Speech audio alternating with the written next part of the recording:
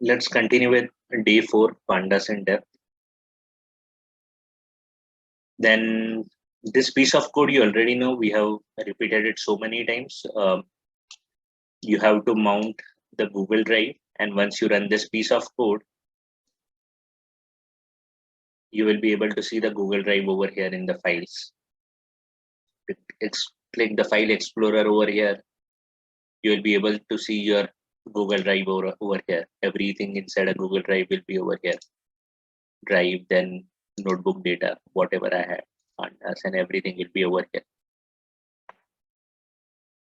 Then this exclamation as indicates it's a Linux command. CP is the command to copy. And we are copying from our Google Drive this particular thing. Drive, my drive, notebook data, Pandas, replace example weather data.csv. So there should be some, this one, replace example weather data.csv. So this is the data that we are first copying into our present working directory. And we will be playing with this particular data, right? So I've just copied it to full stop, meaning it's copying it to a present working directory. So what it will do is it will just copy it from here to the present working directory that is over here. So there is no replace underscore example underscore weather data. If I execute, that will come into this particular present working directory. If it doesn't show, just right click and click on refresh. So it will show that replace example weather data.csv. So we have copied it to a present working directory. That is this particular data. Then after that, pd.read CSV is a function inside a Pandas to read a CSV file. That is, we are reading this particular CSV file into a data frame, and we are going to show the data frame over here. So you can see this particular data frame over here. And let's go ahead. Then the next command is df.replace -9999 to np.nan. So can you tell what will this do? Can you tell what will this do? It will replace -999 to np.nan. Nan, right? Perfect. So it is going to replace into nan. So you can see that wherever it came across -999, it is being replaced to not a number or a null value. Okay. So you are having this particular new data after doing a replace, you are having a data as a new df. So what will this new df.sum do? Anyone? What will this sum do? Obviously, what is the sum stands for? Sum addition of row. things, right? Yeah, addition of row wise. Going to add for all the things, right? Temperature, if you add, you get 157. If you add everything in the temperature. At the same time, if you add everything in the wind speed, you get this. And can anyone tell why is the day like this, or why is the event like this? Rain, sunny, ray, sunny. String. So it's a string, right? So if you do a plus on a string, what does it mean? What is the operation? Concatenation, right? We have studied in Python. So you get a series out of it. This side is the index, and you get some values for it, and it is of the type series, right? It's a series. Okay. So by default, when you do any of the operation on the data frame, it's on which axis? If you don't specify the axis, it is on row axis. Right? Row axis. Row meaning this one, right? 0 axis.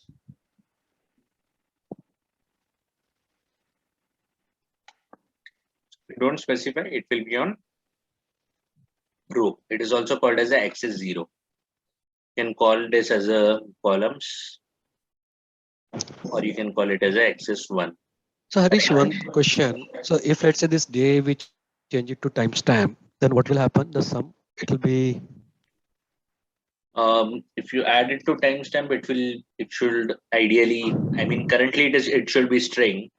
And if you change it to timestamp, it should do the date addition. Okay. So coming back to this, by default, it does according to the rows. And if it was a string, then it concatenates. If it is a number, it does the addition. Over here, we did not specify any access. So it did according to access 0 or as per rows. In the next particular example, we are specifying the access as columns. We are specifying the access as columns. So it will do addition as column wise, right? So let us see the next example, whether it does column wise or not.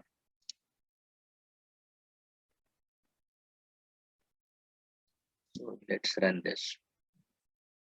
So you can see that when it is doing a column wise addition, it's only doing an addition when it comes across a number. So 32 plus 6 is 38. NaN is regarded as 0, it doesn't take, and plus 7 is taking as 7. However, some of the operations will give you result as NaN. Okay. So depends on how it is being handled inside this particular function. So inside this particular function, sum, inside the data frame, right? Whoever has written the code for this particular sum, he has handled NaN as he has just skipped it, right? And he has only added the numbers. But in some other examples or some other functions, it is possible that it will result in a NaN. So again, 28 plus NaN is 28. NaN plus 7 is 7. Last one, 34 plus 5 is 39. Okay. So can you tell what will this give? What will this give? The maximum value? Maximum value for each column, right? Each column. Column wise. I mean, on the basis of this column axis. So what is the maximum value over here? It's 32. What is the maximum value over here? 34, right? 34. So it gives, and if you specify rows, then it will be the other way, right? So all the temperature, the maximum value was 34, right? So you can specify the rows or you can specify the columns. In fact, I will just add both for your reference later on. So return sum for row access, for column access, so that it is Not sum, right? It will be maximum. Oh, my bad. I must have copied it from above. Yeah.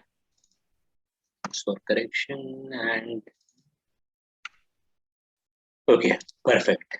Let's go ahead and this was column wise. We discussed this. New df.describe. So describe gives few of the things like what is the minimum value, what is the maximum value, what is the value at 25th percentile, 50 percentile. I mean, half of the values are below 32, half of the values are above 32. What are the count in total? So there is a 5 count, right? Okay. So can anyone tell for temperature why it is showing 5 count and why it is not showing 7 count?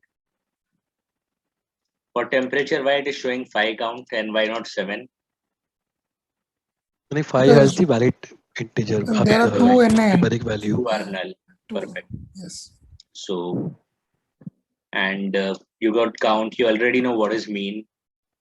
It's an average. Standard deviation also, you know how to calculate. We had studied in the statistics part. So this is the same standard deviation.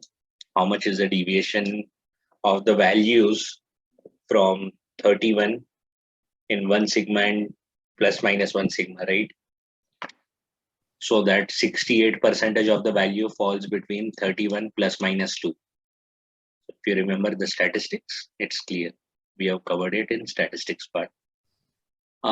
New df event. So it's obviously going to show you the event column, which is nothing but a categorical variable, or it's a non-numeric variable, right? Rain, sunny, and all. we are seeing only for the event column. And if I do just a describe, it gives only for the numerical columns. But if I do the same describe on a categorical columns, right, it gives me these details. There are how many records? So it's a 7 records. There are how many unique records? 4, right? Can you say how 4? You can only see 3, right, over here. Is it 3 or 4? How 4?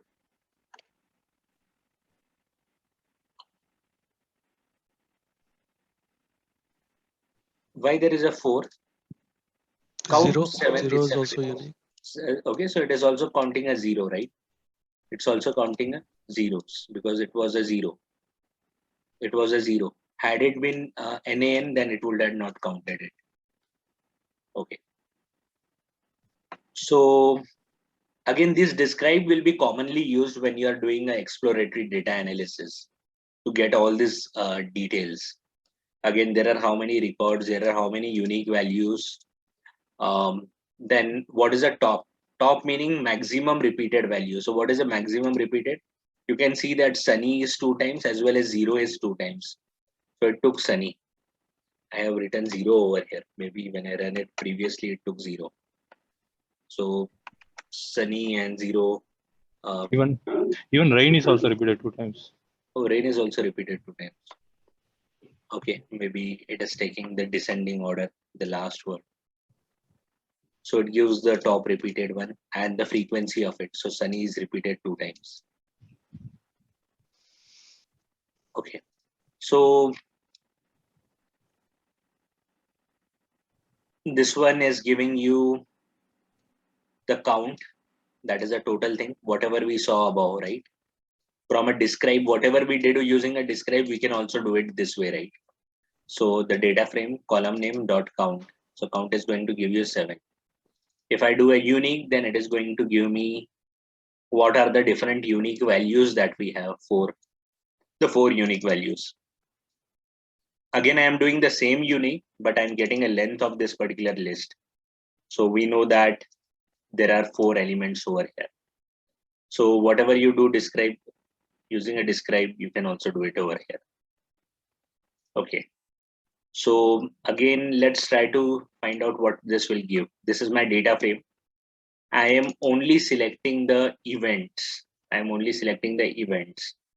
And I'm trying to get the count of the different values that we have. So Sunny is 2 times. Rain is 2 times. 0 is 2 times. And snow is 1 time.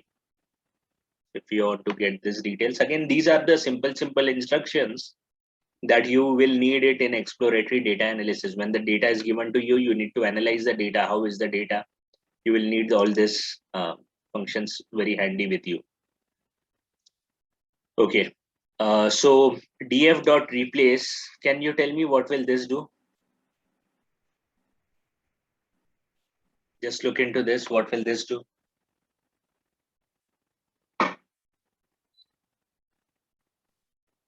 What will this do? Anyone be quick? We want to cover it today. Anyhow, we will take some It will time. replace minus 999, 7 to 0. Yeah, so it will replace these 2 values to 0. So I have just printed the old data frame and I have also printed the new data frame. So in new old data frame minus 999 and whatever 7, whatever wherever it find 7, it is replaced to 0. Perfect. Okay. Can you tell me what will this do? Replace these values 999, 28, 999, even 0 to NaN. I mean, Okay, wherever so it it will finds. replace minus 99999 and 28 in temperature to not a number. Minus 99999 in wind speed to not a number, and 0 in the event to not a number, right? Or a null values.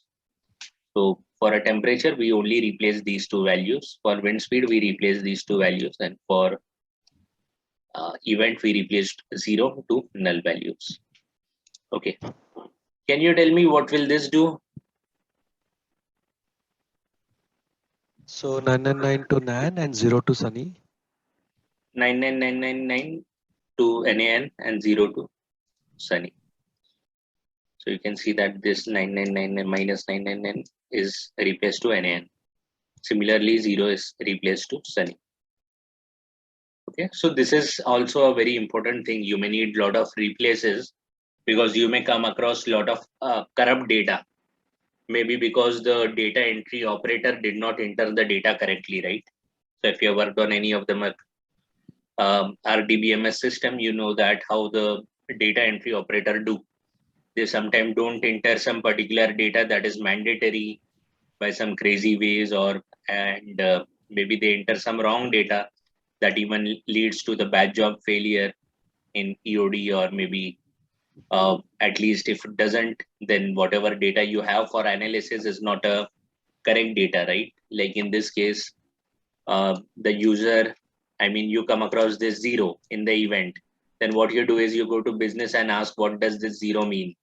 And then business will say that, okay, this 0 may mean sunny, right? So these are the things that you need to explore and come up with this. Okay, this is the thing that I find, and in the next meeting you have to convey that, okay, I come across the zeros in this particular field, what does it mean? So, and once they say what does it mean, you replace and go ahead. At temperature minus 999, what does it mean? It does mean that the data is not available. Okay, so let's go ahead and see correlation and covariance. So correlation and covariance. So what does a correlation mean is, again, this is very important thing from EDA point of view.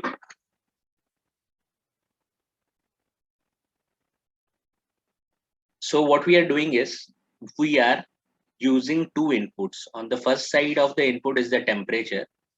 On the second side of the input is the wind speed, right? And we are just comparing what is the relation between temperature and wind speed. Okay. So what is the relation between temperature and wind speed?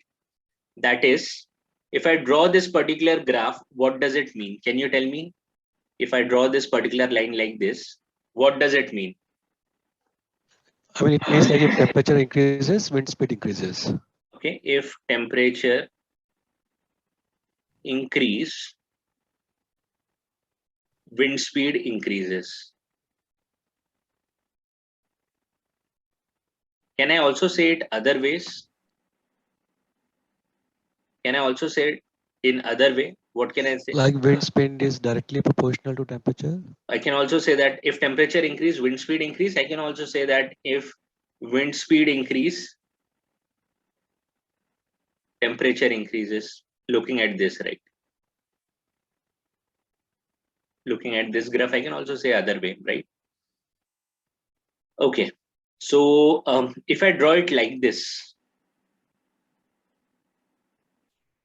what does it mean? So wind speed decreases whenever temperature increases.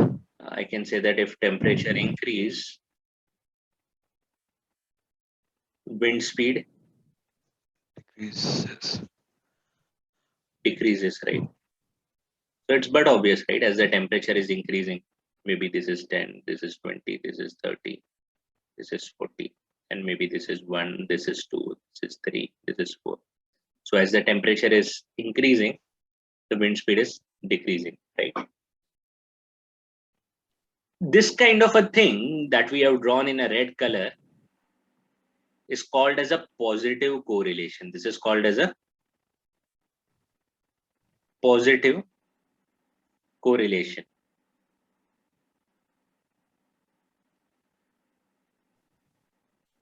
And this thing that we draw over here is called as the one that we drawn in a black color. What can we call it? Negative. Negative correlation.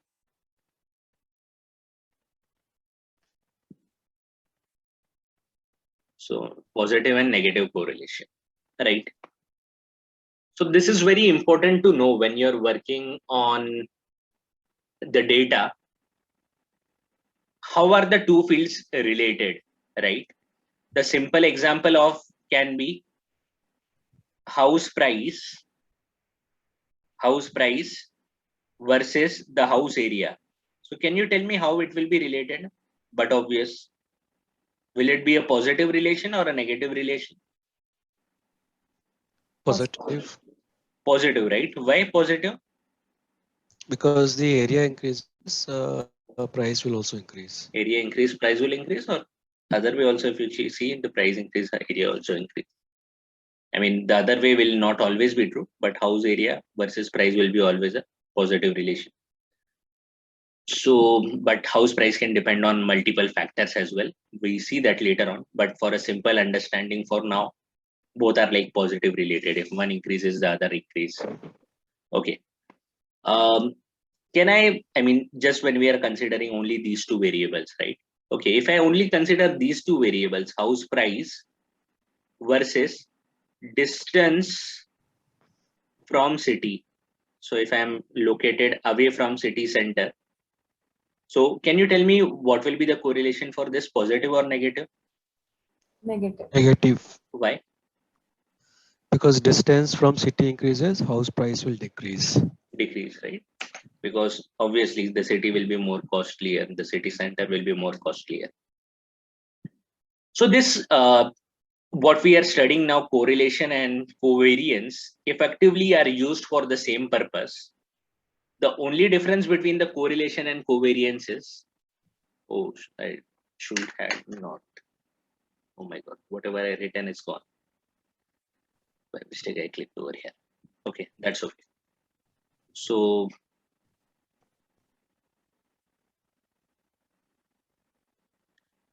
we just let me write down so that it's present in, or maybe I can just take it later on screenshot from the video, no worries. So this is what we discussed, right? So if I say about, again, the same thing, temperature versus the wind speed. So this was a positive correlation or a negative one that I just draw over here? Positive, right? Positive. This is 1, 2, 3, 4. This was a positive correlation. So what this correlation and covariance does is, the correlation gives the factor whether it is positive or negatively correlated. If you see a negative sign over here, that means it is a negative correlated. If you see a negative sign over here, and if you see this positive sign, it means a positive correlated. And how well that positively correlated it is, if it is very much negatively correlated, you will see -1. If it is completely positive correlated at the same scale, it will be +1. So this, what this correlation will give you is, it will give you some value between -1 and +1, right? This will give you a value between -1 and +1. So what +1 meaning, it is positively correlated, or at the positive side meaning it's a positively correlated. And if you see at the negative side, then it means that it's a negatively correlated.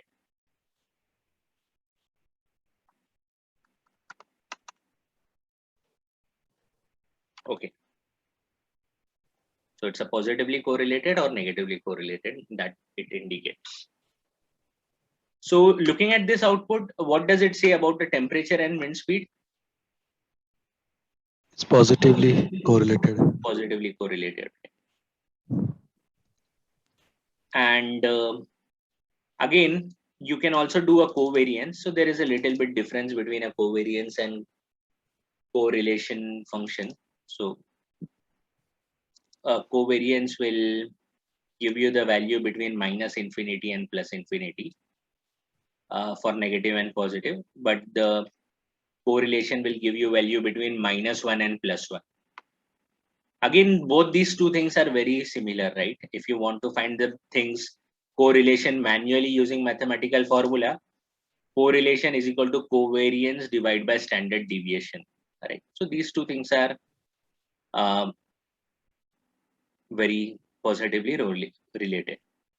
So something from a business point of view to understand, you can just open these two links and feel free to read more about covariance and correlation. So how is the covariance calculated? What is the formula of a covariance? Again, how to get the correlation. Correlation is nothing but a covariance by standard deviation. So you can just read this. This is for stock, calculating covariance for stocks. So you can read this article. It's a small one only if you want to know more about correlation and covariance. But at least the basic concept should be clear that what does it indicates, because we'll need it a lot in while we are doing a exploratory data analysis. Okay, so no need to discuss this much. I mean, it's just creating a data frame out of this particular dictionary, that is standard, student, marks, and sports. Then again, this replace, what we are doing is we are just replacing some things, right? So for student, we are replacing any character A to Z and A to Z, whatever is the character between small a to Z and whatever is the character between big A to Z. We are replacing it with a null value only. It's a null value over here, not given anything, right? It's as good as a null value. And replace the marks 22 with a null value. So you can see that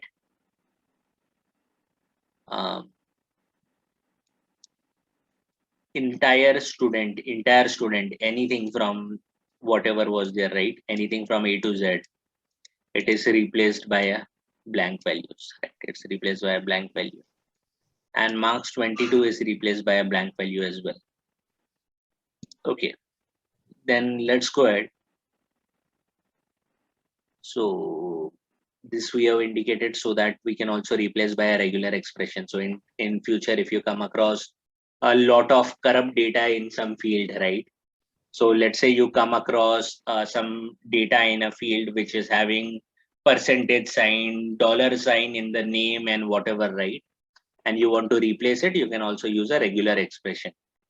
If you know about regular expression, it's good. If you don't know, I already told you that you can go to W3 schools and you can regex Python. I mean, if you know regex in any language, it is same. So W3 schools regex Python. So it's a very small thing. How does a regex work? So you can use it for a search. You can use it for find all, split, and substitute. So go on find all. So it covers for a find all, right? So read through this regex. Maybe if I get a time, I will just make a short video on this a W3 school part only for regex. Then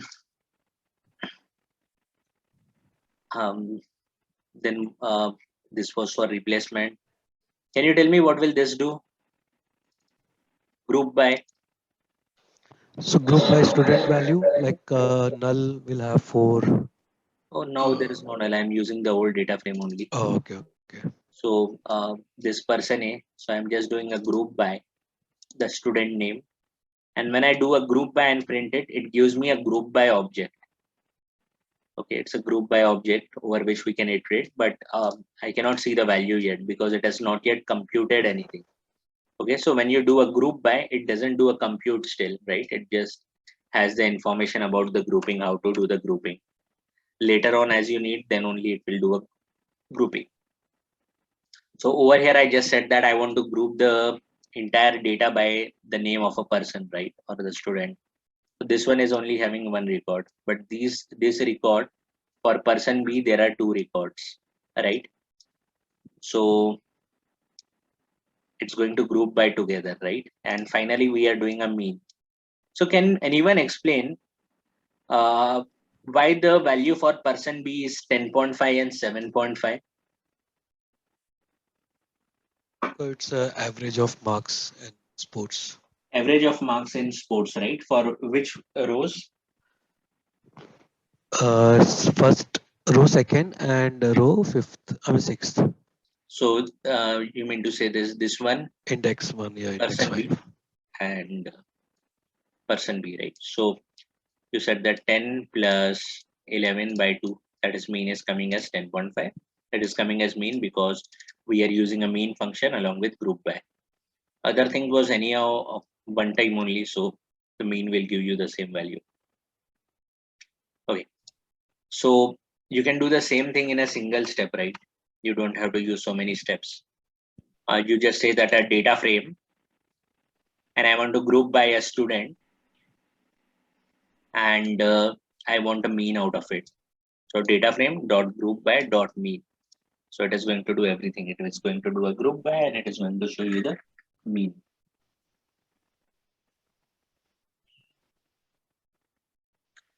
Okay, let's go ahead. And df dot group by. So what will this group by do? Df dot group by. Now I am grouping by the student. Df dot group by. I'm grouping by student, and I want to see the marks. What is the column I want? I want a marks column. I want only the marks column. So for every student, what is the marks? Then I say that df dot group by its type. So it's not yet computed. It's only having the information about the grouping. And finally, I do a mean out of it. So it will give me only the marks column, right? So you get the marks column over here. Okay. Any questions over here, anyone? In case of Harish, in case of if we don't do a mean, so how it will do the if there are in case of person B there it is repeated twice, right? So it will only add if we don't mention df group by mean, or how It it won't works? do anything, right? You have to do some function over here. Oh, You have to use something, or else either use some aggregation operator so that it shows the result like mean, sum, or as in the next cases in the example yet to come down, if you you can just mention as a sum, it will do a sum of the two rows. yes, it will do a sum of it. And if you Okay. just want to see all the rows, then you can either convert it into a list or dictionary so that it's evaluated and it can show the result to you, or maybe you can just iterate through it to see the result if you don't want to do mean or group sum, something like that. We have done it down. We'll see Okay. it down. Okay. So again, can you look into these two codes? These two codes does the same thing. What is the difference in this two code? If you look this two code, what is the difference in these two code?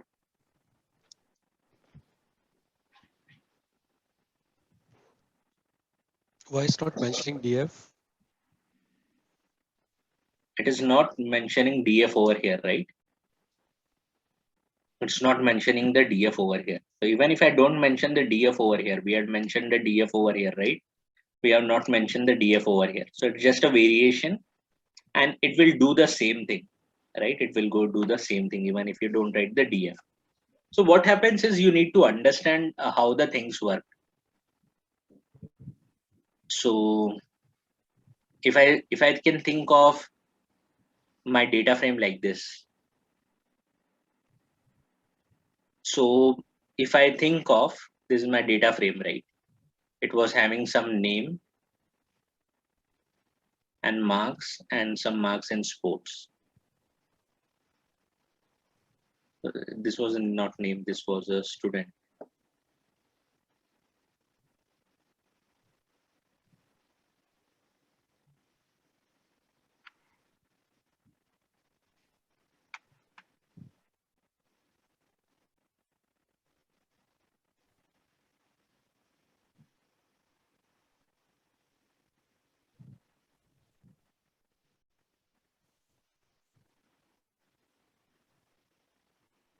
This was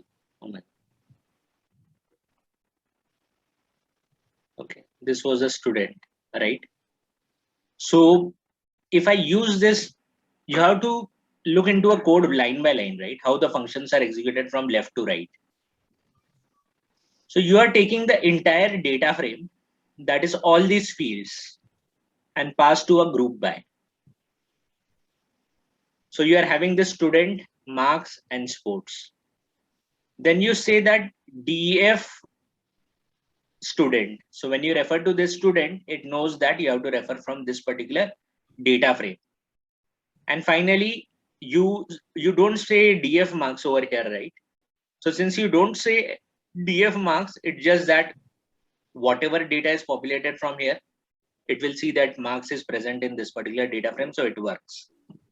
Similarly, if you see this particular variation, df dot group by, so this entire data frame is passed over here, right?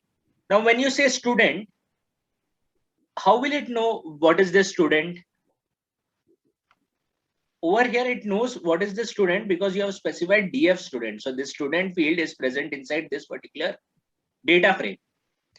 But over here, you haven't specified this, where is the student field, but it still comes to know because over here, you are passing the entire data frame. You are passing the entire data frame.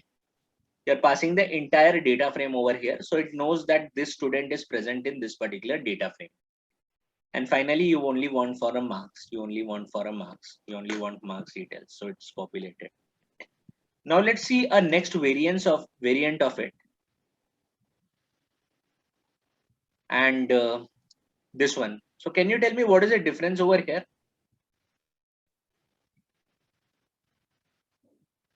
What is the difference over here?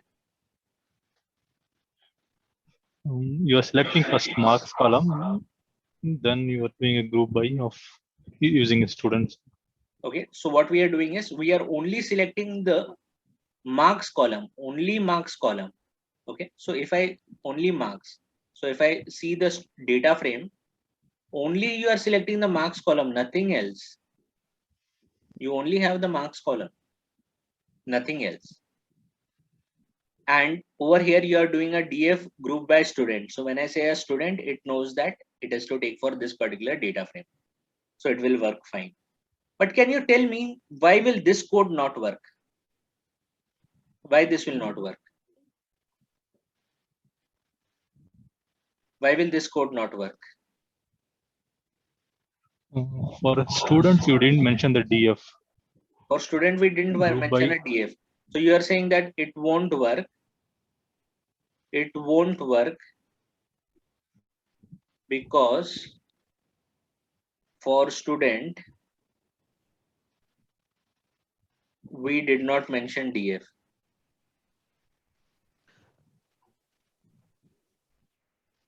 We did not mention df, so it won't work. But we did not mention the df for student here also. Then why it worked here? But you mentioned df dot group by initially. Then why it worked there? You have mentioned df dot group by, that df will come to students also. Okay, here it is working fine. Here it is working fine because here it was a complete df. Because of complete df, right? So I mean, you can always copy the syntax, and till the time you are so much familiar with the syntax, but at least when it doesn't work and you write a syntax something like this, you should not be wondering that why it is not working.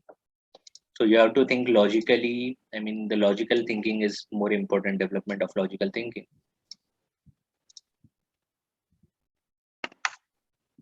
So why it will not work, right? So the same thing you have, there is a same thing you are doing a group by a student and you're looking for a marks. So there are three different syntax, but the fourth syntax, which is very much similar to this one, doesn't work, right? I just commented, but if I remove the comment and if I execute this, if I execute it, it is going to give you the error, right? And it gives you error at this particular point only, indicating that something is wrong in red. So it says that there is some error over here. And why there is some error, when it was doing internally, it raised this error, and this error was for student. So it effectively means that it was not able to locate the student only. Key error, it couldn't find that key itself. This is how you should be able to look into the error and find out. Okay. So just comment it out. Just one question, Harish. I don't know, it's a good question, bad question. The student is under double quotes. I mean, double quotes, single quote, both have same output? Both same. Okay. So I just... And it won't take as a string, right? Yeah. No. You change it over here, it will still work. Both are same. Harish, even the group by dot mean, why you're doing after print function? We can do it before print function, or You can do it anywhere. okay. This print is not even needed. Okay. So in fact, so many things are not even needed. You can just, I could have just written it like this, right? Dot mean. And obviously in this case, I would have written a df because so many things are not needed. I'm just breaking it into small parts so that it's easier to understand. Okay. Just right can be done in one line.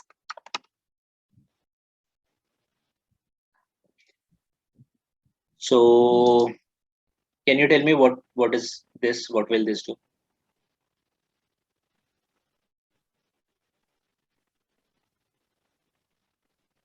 It will select marks column, and it will do a group by standard and student, and then it will do a mean of.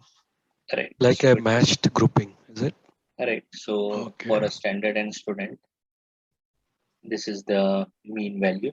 This standard 2 and student. So basically, you are doing a group by 2 different fields.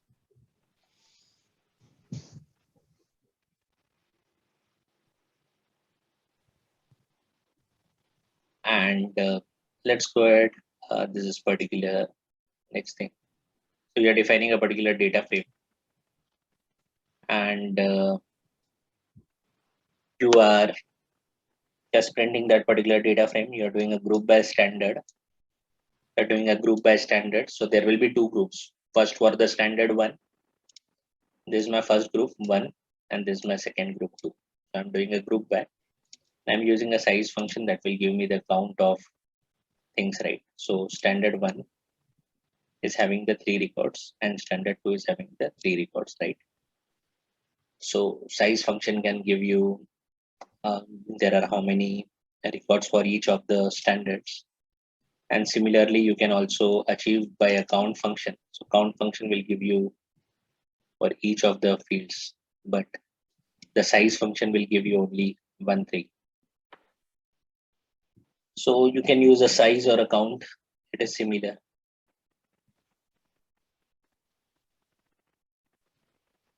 Then let's go ahead and let's look into one more example. We are doing a group by marks. So what we have done is we have created a particular data frame out of this particular data. We have done a group by marks and we have just printed it. So it's still not computed. It is only having the information about it needs to do a grouping by this particular field. So it just have information that it needs to do a grouping by this particular field. And as I said before, right, if you want to see the contents of a group by, you can write a for loop. So for marks underscore n comma marks underscore data frame in df group by is this, right? So I'm just for every line I'm printing this dash dash dash. So can you look over here and try to understand what it has done? So this was your data, right? This was your original data. This was your data for which you did a group by operation. You did a group by on this particular column called as a marks. Then when you do a group by for a marks, it is going to make a single group for each and every marks.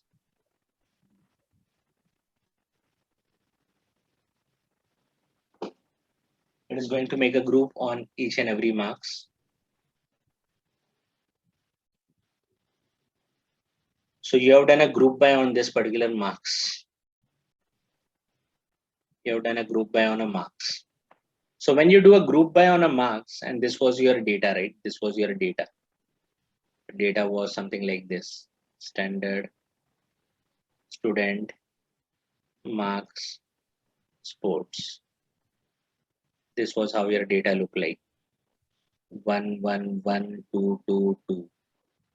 Person A 007, person B X D E B. Marks was 20, 10, 22, 21, 22, 11. 7, 8, 7, 7, 8, 7. So this was the data frame that you were having. When you do a group by marks, when you're doing a group by marks over here, it's going to group the same marks together, right? So it creates one group of marks 10. You can see that marks 10 because you have done a group by marks. It creates another group of marks 11. So you can see that a group of 11 marks. It creates another group of marks 20. You can see there is a group created for marks 20. Another group for marks 21 and another group for marks 22. Marks 22, there were two different rows, 22, 22, because there were two 22s. So it's going to create another group of these two 22s, right? It's coming somewhere below. I can zoom out.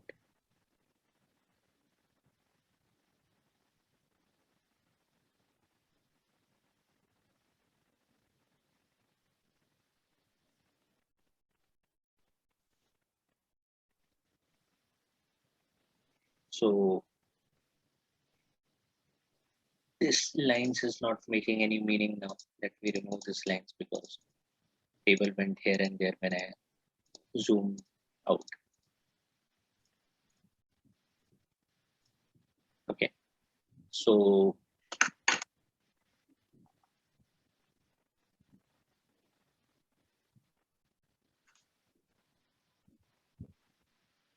this is my first group. This is the group over here. 20 was here. These 22 were two times, so this group is over here, right?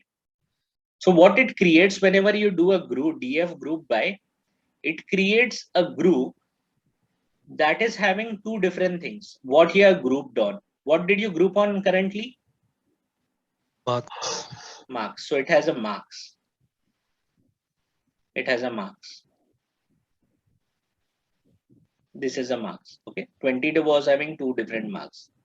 So one thing that a group by creates is what did you group by? You group by marks. So it has a marks. The another thing that group by creates is a data frame. So for every marks, it has one data frame. So 10 marks, this is the data frame. Whatever came from a 10 marks, this guy, 10 marks. The entire data frame. For 11 marks, it created one more data frame. For 20 marks, it created one more data frame. It created a data frame. It created a 22, it created another data frame, this time having two different rows because 22 was present two times. So what does this group by creates is, it creates the fields on which you did a group by. And second thing it creates is data frame, whatever fields you have selected. Okay, since you selected all the fields, you selected all the fields.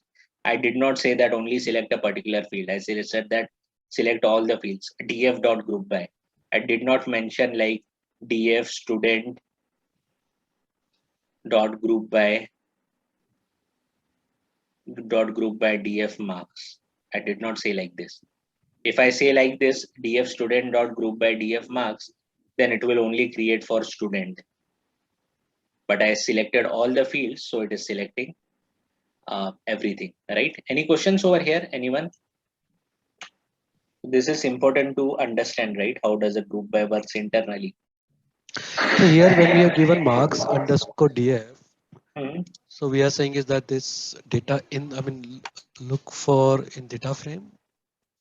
Yes, it's a data frame. I mean, name doesn't matter. I no need to put a marks underscore df. You can write x comma y in this, but it is a data frame. Yes. So if you want to see that, what you can do is you can just write one more thing, right? How to see the type?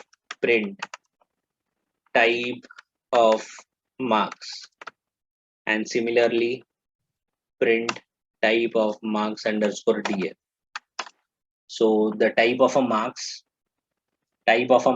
is nothing but a integer, and type of a marks underscore df is a data frame. Again, type of marks and data frame, again integer and data frame. Again, no need to write over here like this. You can write X and Y. Write X, write X, write Y, write Y. Whatever is the name doesn't matter. It should still work, right? So you can also print if you want to see what is the type. Okay, any other questions?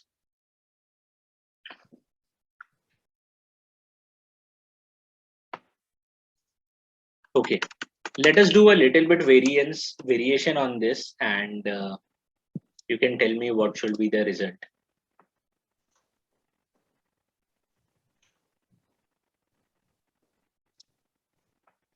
100 looks so big.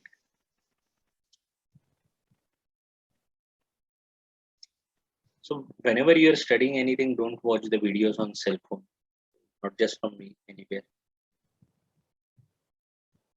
If you're studying, I mean, if you have time, if you're just utilizing some extra time, then it's okay.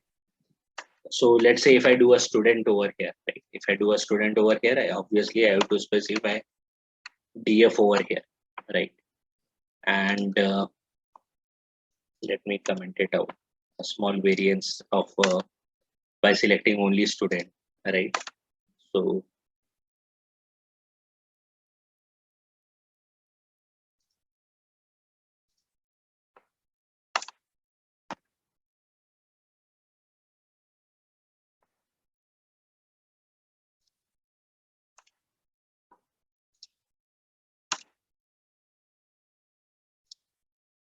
if I mention over here only student,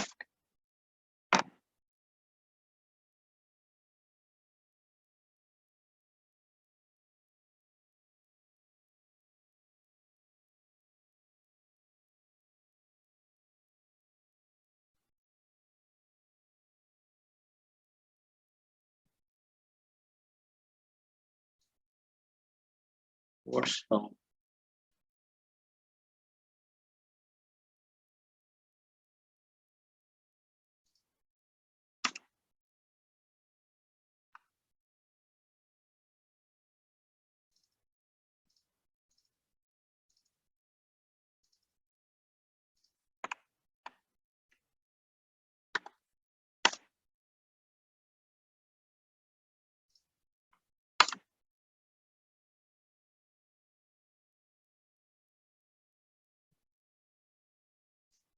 Okay, it still group by still stores all the information even if you select a one particular field. Okay, group by still stores all the information about the data frame.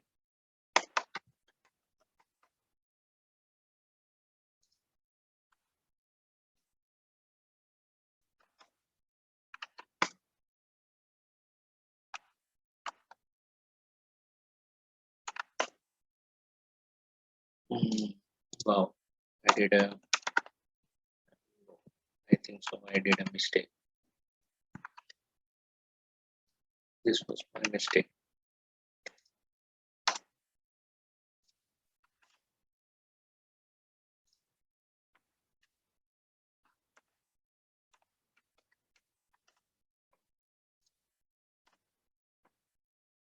Okay, yes. So this is what I wanted to do. What we have done is we have selected only a single column. So over here, what we did was when we did a DF group by marks, instead of selecting an entire data frame, how we did in the previous case, right? In the previous case was like this, entire data frame, and you got everything for that particular data frame. But when I write only this student, when I do a student and execute, instead of giving a data frame group by, now it will give me a series group by. Similarly, if I execute this, the type is series. Can you tell me why it is series and not data frame now?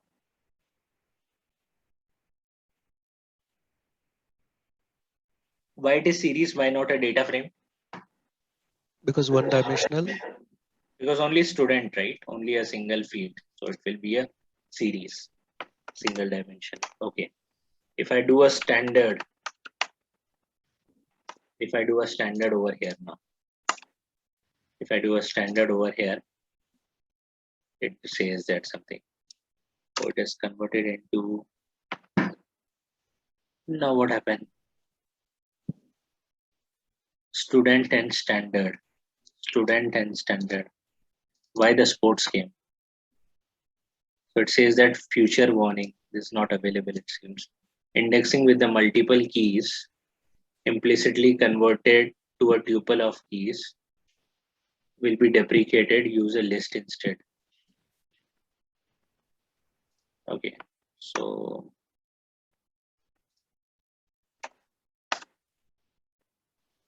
use a list instead.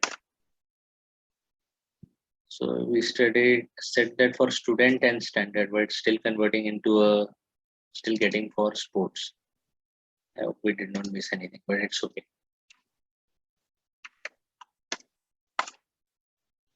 So this is how group works internally. Basically, it creates a field on which you are doing a group by and a data frame out of it. But if you are doing for a single field, it will create a series out of it. Okay, what will this give?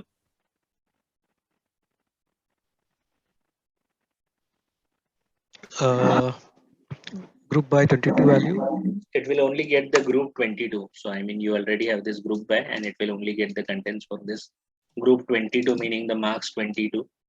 That is these two rows. So you are getting these two over here. Okay. Another example over here is we have done a group by 2 columns. So we have selected standard and student, and we have standard DF, and we are doing a group by this. So if you see over here,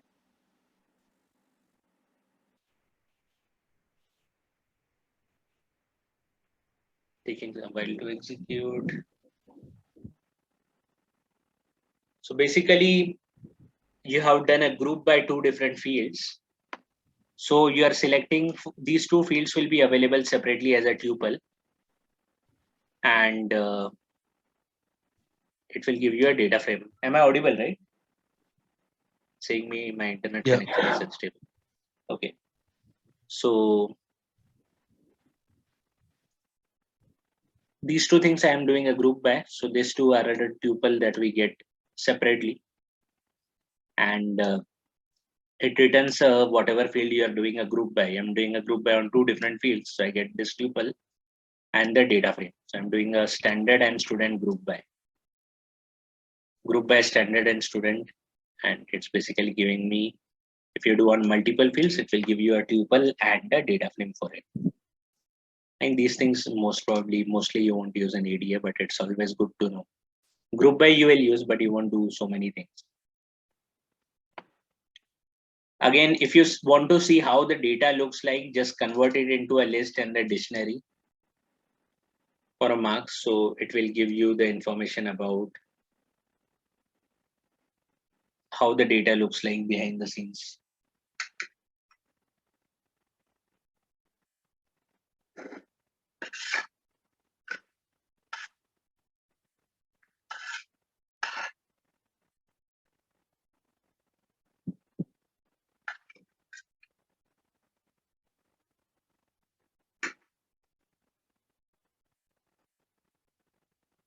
So it has done a group by on the marks, converted in C. Let's see the output.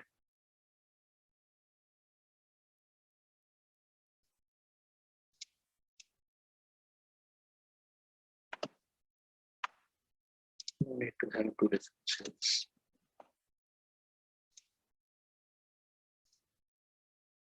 So we are just converting this. We are first doing a group by, then converting into a list and converting into a dictionary, and let's see how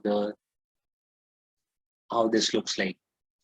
So if you see over here, you can see that you are doing a group by on marks. So this marks exist, and for that marks, you are having this particular data frame. then again this marks exist. You're having this data frame. Still here, it seems. Yeah, it's still here, this data frame. Then marks 22, a data frame for it. A marks 21, a data frame for it. Marks 22, a data frame for 2 rows here. All right. So how a group by stores the data behind the scenes. So if you want to see what is a data type for this 10, right? So for this 10, marks 10. So for this,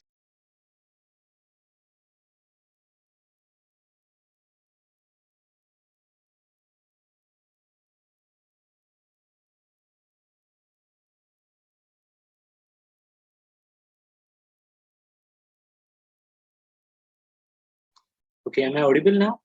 Hello. Yes. Okay, let me share again where we left. And we were on Pandas. And what we saw was the output of a group by on a marks and converting into a dictionary. So 10, which was a marks, was a key, and the data frame was a value. This was a key. Again, this particular data frame was a value, key, value. 21 is a key, which is a marks, value, which is a data frame. Key is a 22, and value, which is a data frame. If I want to see for key 10 meaning this particular thing. So if I want to see the value of it, it is going to give me the value. And if I do a type on it, it is going to say that it is of a type data frame. It is of a type data frame, right? Similarly, if I just wanted to see the value, I could have just written like this, marks dictionary 10.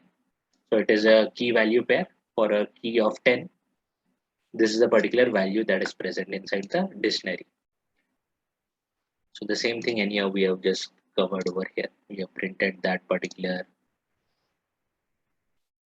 value for key 10, that is this data frame, and value for key 11, that is this data frame. If I want to print the complete, let's start again with this old data frame which we are working on for further. So this is my data frame, and what we are doing over here is we are just printing this particular data frame, and now we are doing a group by, and what is the axis we have specified now? One column. Okay, but previously what was the axis? If I don't specify anything, what is the axis if I don't specify? 0. 0, right? So if I don't specify, by default it is the axis 0.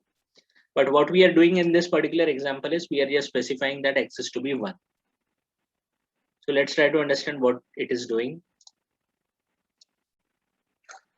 So instead of making a groups of some rows like this, like we were doing in the previous case, in this case we are doing a group of columns, right? And what particular column I am doing a groups? I am doing a column of this map dictionary, which is nothing. I'm doing a grouping of marks and sports. I'm doing a grouping of marks and sports. I'm doing a grouping of marks and sports. So I'm doing a grouping of these two fields. After doing a grouping, I'm calling these fields as marks. Okay, I'm calling this field as marks. That is output. So when I'm doing a grouping on the basis of the columns, that is axis 1.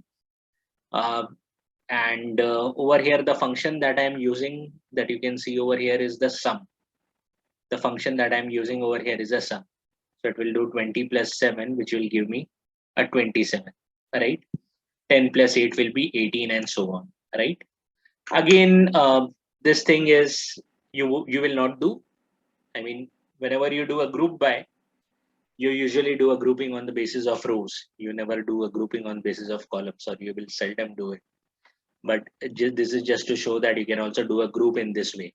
You can just group along the column axis.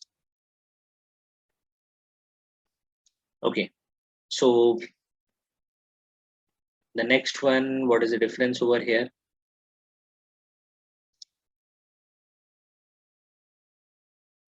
Or is it the same thing 2 times? It looks like I've shown the same thing. Oh, no, a little bit different, right? It's the same thing. Just that in this case, you had done using a dictionary. You have specified a dictionary and you said in the group by you gave a dictionary. In this case, instead of doing a dictionary, I first define a dictionary only, but then I convert it into a series. I convert it into a series, right? If you want, you can also print this series over here. Print a series, right? So first you are converting, you are doing a series, right? So you're doing on the basis of series. So this is my series I'm doing for these two, marks and marks, right? So instead of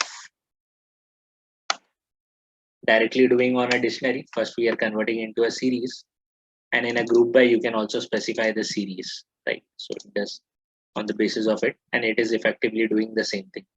Again, grouping by the column you will seldom do. Okay.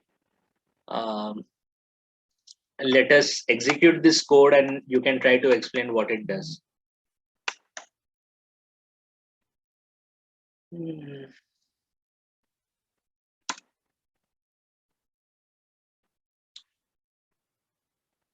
Many places I have done this way.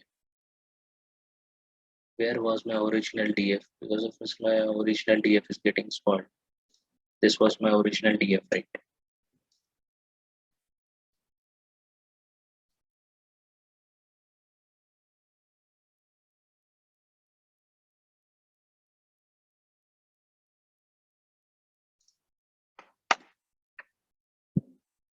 Always use df.copy.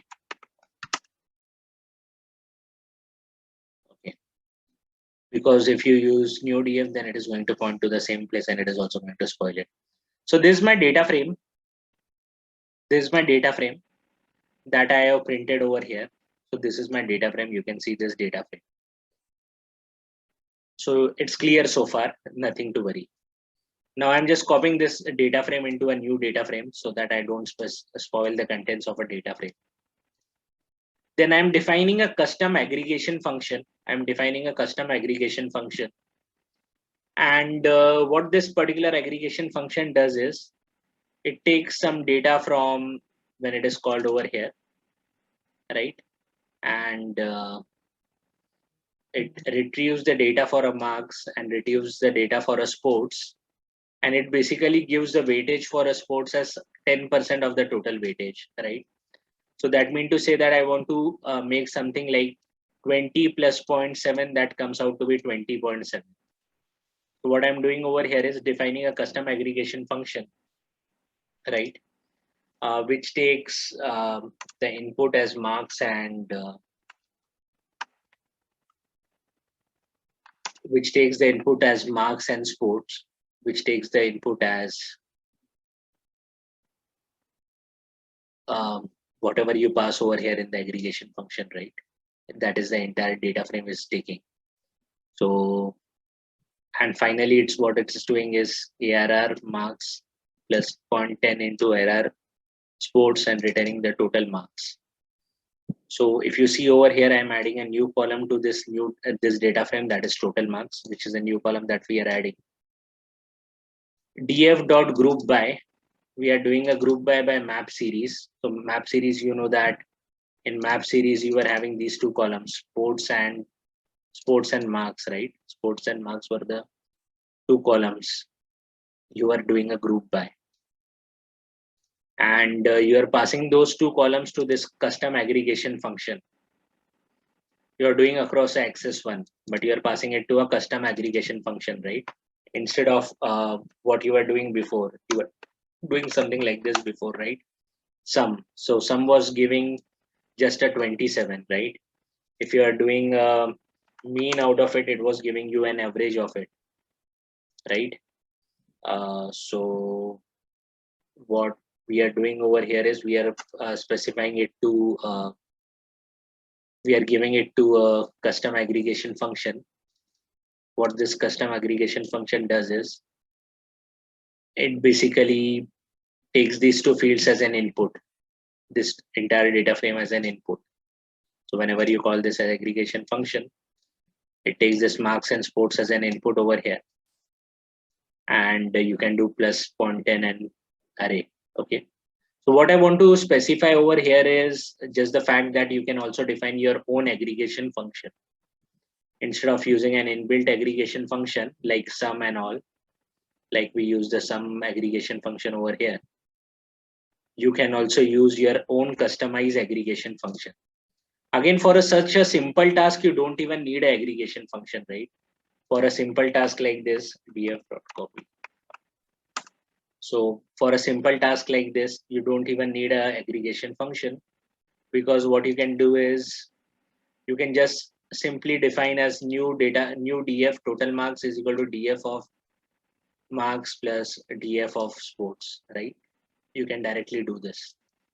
So you don't even need you can specify df or no df, it doesn't matter. So what I mean to say over here is for such a small task of this small formula, you don't need a custom aggregation function. But if you really want to do some crazy logic on this, then in that case, you can also define your own aggregation function like this, defining a custom aggregation function, implementing your own aggregation function or custom aggregation function. Okay. So let's go ahead. This is my data frame. This is the contents of my data frame. What will this give? Any guesses? What is this line doing? This is my data frame. If I run this line, what will happen? Again, it will give some mean max by standard. And it will do a grouping by a standard. Grouping by standard, yeah. And for all the numeric columns like marks and sports, it will give you the sum, mean, and max. Sum, mean, and max. Okay. So what is the difference over here, above and over here? You have to look this and try to guess what should be the output for it.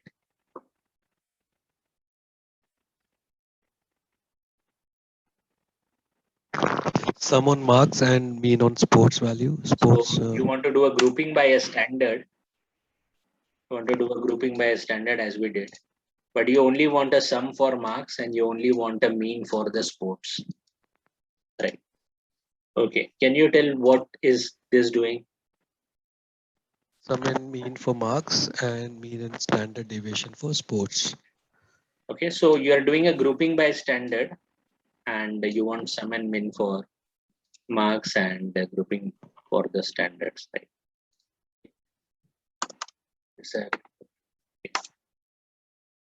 So let's look into this one. Again, you are applying your own function using apply. Okay. So in the previous case that we saw, the aggregation function that was to aggregate the data. It was not happening element wise. It was giving you some aggregated data, right? A consolidated data. But if you want to apply a function element by element wise or something like that, you can use apply. And let's see what we are trying to implement over here. So let's try to understand.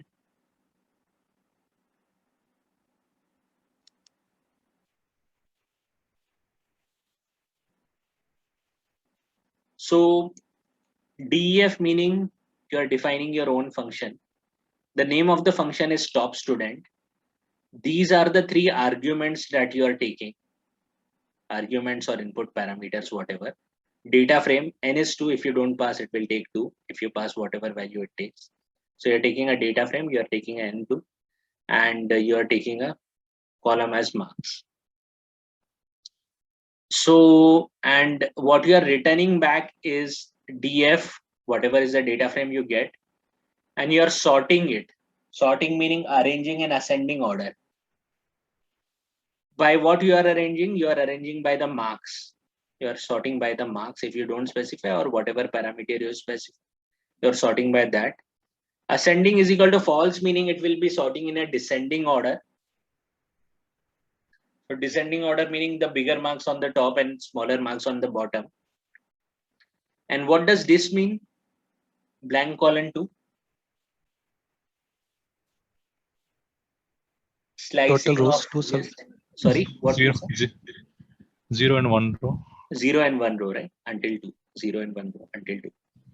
So this is a function, very simple function, right? To understand if you see small. So you're applying a data frame, you're grouping by a standard, and you apply function, and this is the name of the function that you are using, top student. Obviously, whatever is a data frame will be passed to this df. This n will be passed to this 2. Again, it was 2 only. The column will be passed to this marks, right? So it is doing a grouping by a standard. So you see that a grouping is created by a standard. A grouping is created by a standard. You see a grouping is created by a standard. And what we are passing, we want to do a sorting by a marks. So it arranges the marks in the descending order. This is my descending order of marks. Descending order of a marks for each standard. So for each standard, you are taking a descending order of marks, and you are only taking the top 2 rows, meaning the top 2 students. So these are the top 2 students in the standard 1, and these are the top 2 students in the standard 2, right? So this kind of a things you may need sometime, that you want a top 3 clients, or maybe the top 3 spenders for a credit card, right? Or top 3 policy insurance, some insured for a insurance policy, or top 3 sales representative who did a good amount of sales, right? So this is how you arrange in a descending order, and you display over here. Again, we have selected only the top 2 rows. Can someone explain what we are doing in the below next one? What is the difference over here in this example? We are sorting by sports. We are sorting by the sports, right? Yeah. So sports will be under descending order, 8 and 7, 8 and 7, not the main marks, right? This guy is good in sports, but very bad in the academics. Again, the top 2 students in the standard 1 according to the sports marks, and top 2 students in the standard 2 according to the sports marks. Okay.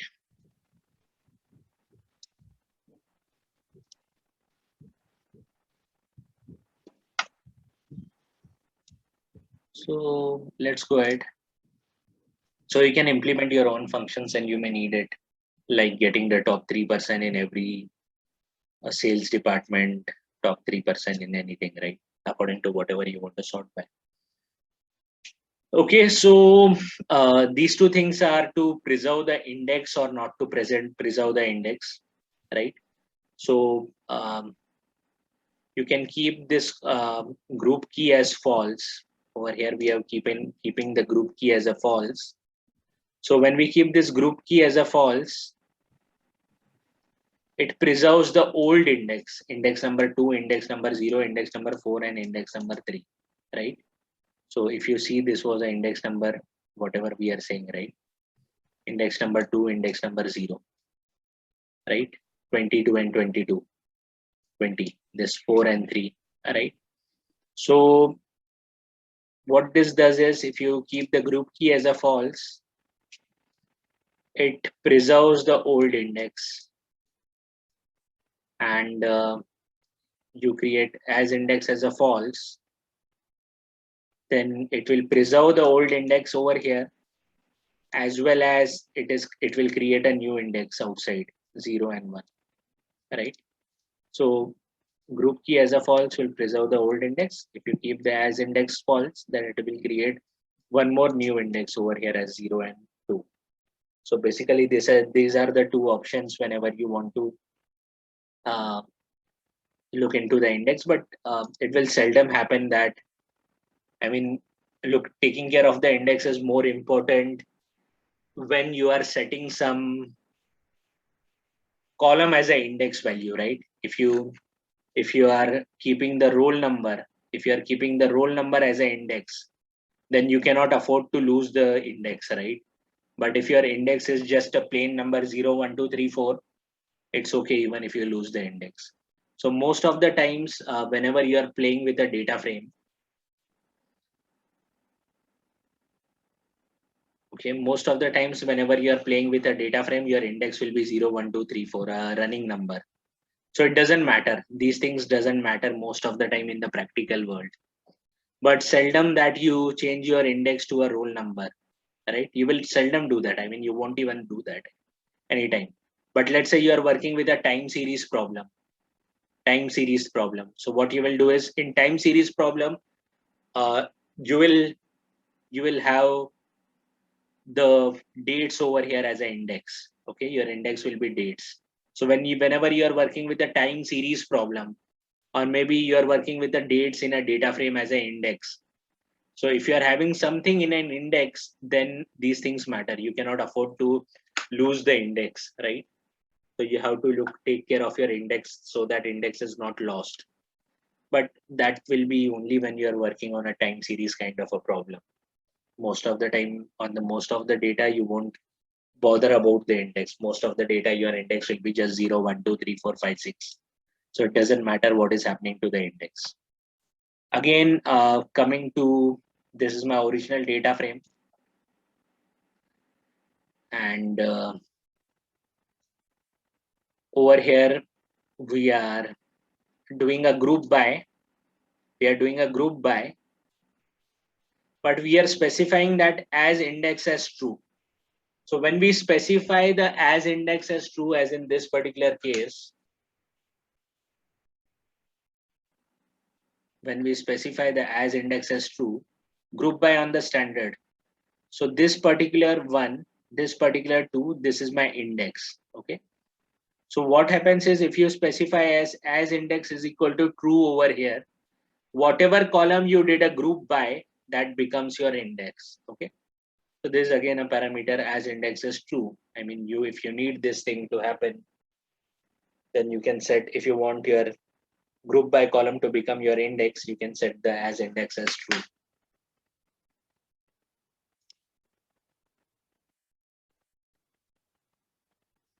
Let's go ahead. So what this will do is I first set as index as true. So what this as index as true will do is it will make the standard as index.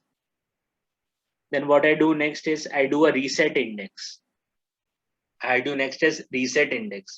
So what will this reset index do is it will create an index again from 0, 1, the running number, and your standard becomes a column, right? So if you happen to do it by mistake or you want to reset the index later on, you did it intentionally, but now you want to reset the index, you want it as a column, you change it to, you do a reset index. You can also keep the reset index as false, and if as index as false, if you keep the as index as false, it will not take the standard over there. Working on this particular data, so you already know this particular code, what it does, and I'm working on this particular data. Let us see how this data looks like. Group by example weather data.csv. Where is a group by example weather data.csv? So this is how the data looks like.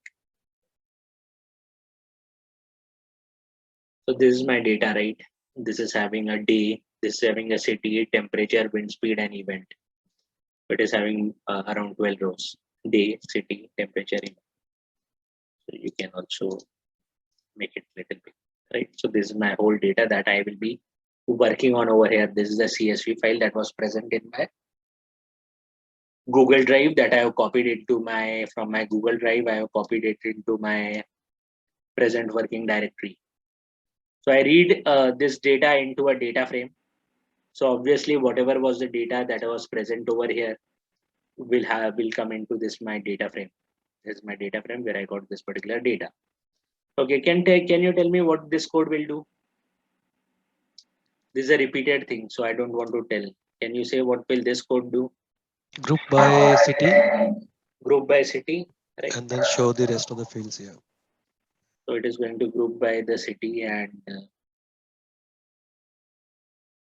group by city will just give me this my data frame, and it will just give me the data frame object. It will not give me the result. It is not yet computed. It just has the information about what needs to be done. Then I am just iterating through it. We have explained it above in more detail, so I won't invest more time again explaining. So for city, data, and group DF.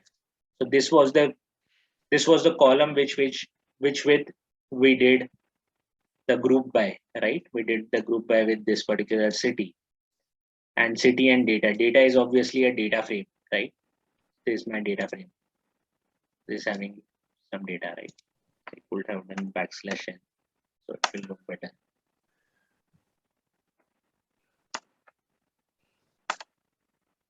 So this is the data, right? So for a city A, this is my data. For city B, this is my data. For city C, this is my data. Okay, what will this do? Anyone? See only for CTB, wherever Yeah, CTB data is there. for city B, right? So city B data is shown over here. What will this do, Max? What will this do, Max, mean, min? Show the maximum value. Maximum For value, the average numeric. value, and the minimum value, right? Okay, what will describe do for the numeric columns? All the properties. It will give the count, Yeah, it will give the count, mean, standard deviation, minimum 50, and percentage. it gives for both the numeric columns temperature and wind speed. If I want to see the size of it, city A was having 4 records, city B was having 4 records, city C was having the 4 records. This is my data frame on which we are working, the original data frame. Okay, what will this do? So sixth from row wise index, and only sixth and seventh, right? 2 it will Yeah, drop. 6 and 7 will be dropped, right? So axis 0 meaning this rows. So 6 and 7 will be dropped. So you see that between 5 and 8, here 6 and 7 is missing. Do I need to specify axis 0? Not required. Not required, right? Because by default it takes axis 0. So it is still there because if you want to do, you can either do the in place as true, or you can write this, right? Because else it won't drop. So the data will be still there, obviously. 6 and 7 is there, else you have to write a in place as true. So in this next example, I am doing a in place as true. So in place as true meaning it will then only actually drop the data. So you have to write in place as true.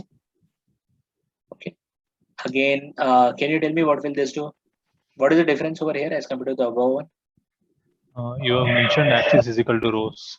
X is equal to zeros instead of rows instead of zeros again, right? This is a repeated thing. Okay, let's go ahead. 0 means rows, axis 1 means columns. Okay, so we are making a data frame out of it, and you can explain me what we are doing. So this is my original data frame that I have created. These are the values, and these are the again names. So 2 columns, value and name. This is my original data frame that I have printed over here, that you can see over here. After, so what is this going to do? Can you tell me? So what we are doing, we are taking only the value field. We are taking only the value field. We are replacing the NAs. Okay, so we are replacing all the NAs, not a number. We are just replacing all the NAs. And how we are replacing? We are replacing by group by name. For a value, we are taking a mean, right? So what we are doing is we are replacing the NAs. We are replacing the NAs for all the A's, right? For the all the A's as a mean of it. So for this A, these two are the A. The second A was NAN, right? So what we are saying that we want to replace this NAN. We want to replace this NAN. So how we are replacing? We are doing a fill NA. That is, we are replacing the not a number. How we are replacing? We are grouping by the name, taking the value column and putting a mean over there. So what will be the mean of these two? What will be the mean of these two? 1. One only, right? Because the other is blank. So this is replaced by the mean, that is 1. Okay. B, let's see for B. B, nothing is blank. Oh, one is blank. So what will be the mean of this for B? 2. 2, right? 3, 4, 5, 6. 6 by 3 is 2. Right? For C, how do you take the mean? What is the mean of C? 3. 3, NA, and 3. So there are two fields, right? 3 and 3. So add this 3 by 3. 3 plus 3, 6. Divided by 2 is 3. Right? Mean, median, we have covered in statistics. And it's in fact easy also, mean or average. Okay. When you're working with when you're working in a data science project, right, you need to get the data from so many different sources. The different sources can be, you may need to, whatever we did till now, we did mainly two sources, a comma separated value or an Excel file. That's it, what we did now. But when you work, we also did for JSON as well above. So I mean, you in the real world, you may need to get the data from different sources. The different sources can be a HTML site, it can be a XML, it can be an HTML, it can be a nested JSON, it can be a SQL, and so on. So when you're working for a data science, these are the two good websites, Medium and Towards Data Science. So you can easily get most of the things, how to get the data, right? So to get the data from HTML, we are going to see how to get the data from this particular HTML, right? So HTML.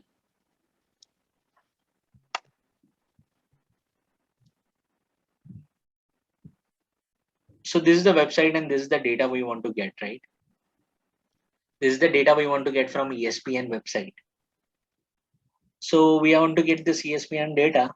So what we do is Pandas has a method called as a read HTML. Again, when you work on your office environment, it is possible that it won't work directly because of all the proxy settings and all those things blocking it.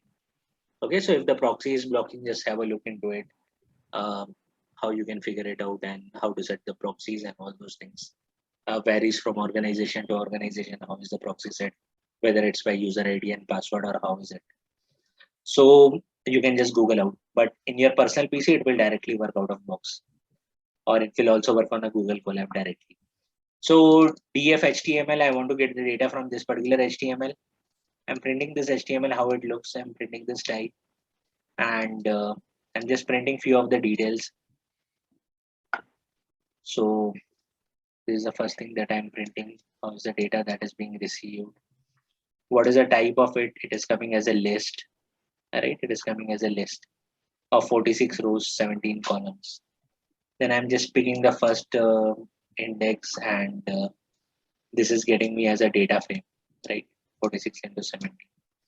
So again, this is just a small example of showing you how to get the data from HTML. We are not covering the course on how to get the data from HTML, right? So it's just a gist of it. Similarly, how to get a data from XML to Pandas. And it is very simple, right? This is my sample XML file they have given. So XML file is represented something like this. Start and end of data is by slash. Student and end of data is by student slash. And it says that you have to write this code. Then you have to iterate like this. And this is the entire code he has written. How to read. You just have to copy paste this code and it will work, right? To get the data from XML into the basic way or whatever, right? So this is demonstrated over here. HTML to Pandas that we did over here. It's also given over here. HTML to Pandas. So how to get the data from HTML to Pandas? HTML. It is getting the data from Wikipedia. It is getting the data from Wikipedia, right? So you can just read through this. How to get from HTML to Pandas, nested JSON to Pandas, and how to get the data from SQL source to Pandas. SQL Alchemy will work with almost all SQL sources. So he is doing everything. He's creating a database. He's doing some queries and writing all those codes. So you can just refer to these tutorials as and when you need it. Any questions so far, anyone?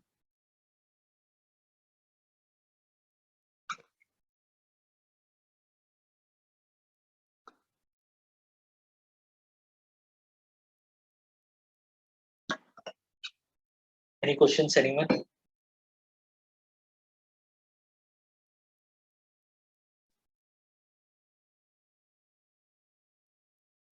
No questions?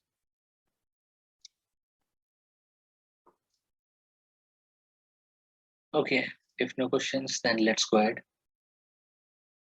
So getting this, you have to go through it. It's kind of an assignment, or not even mandatory, but just go through it so that you know how to read the data into a data frame from different sources. And once you have the data into a data frame, we have already covered in extensively in 14 hours how to play with those data. Harish, just for a question. Yes. Usually when we are working on a real-time project, do we work with the files, or do we have to actually connect with the database and fetch the data and work on that one also?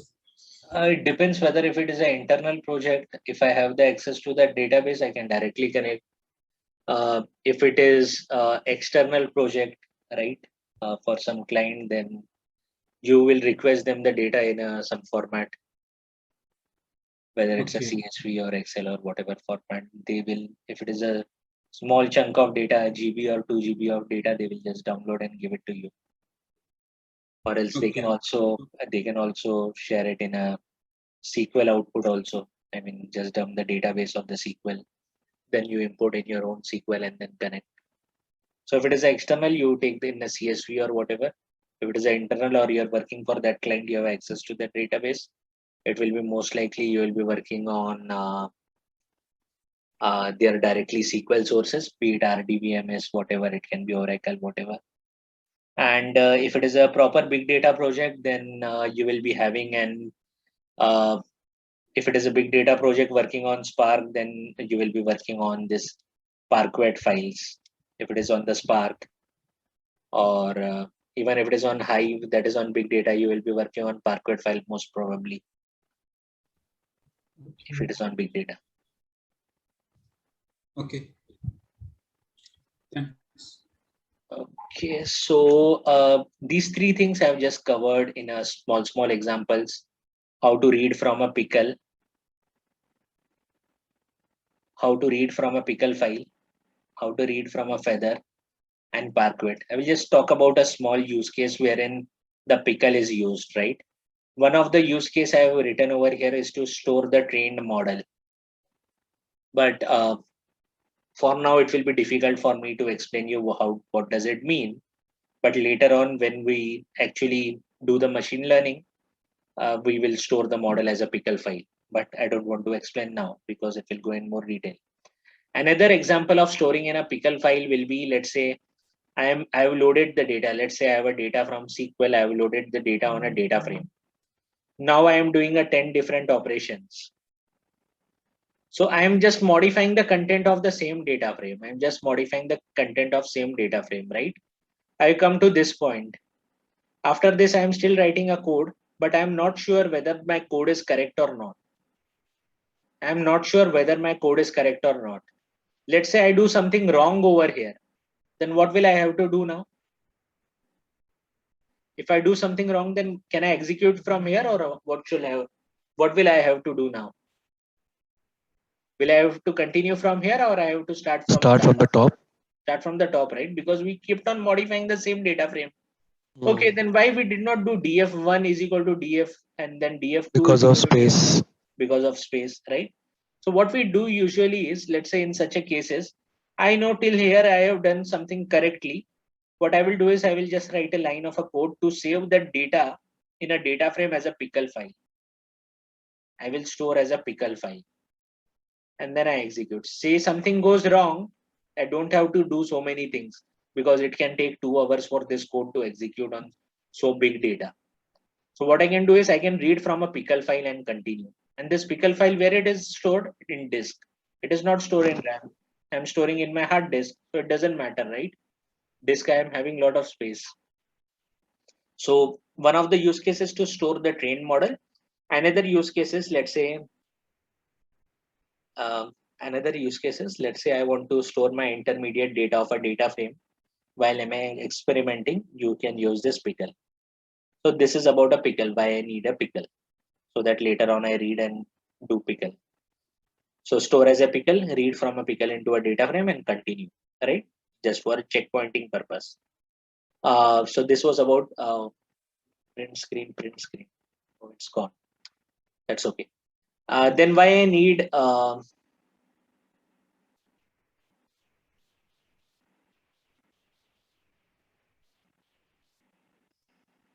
takes so long to start.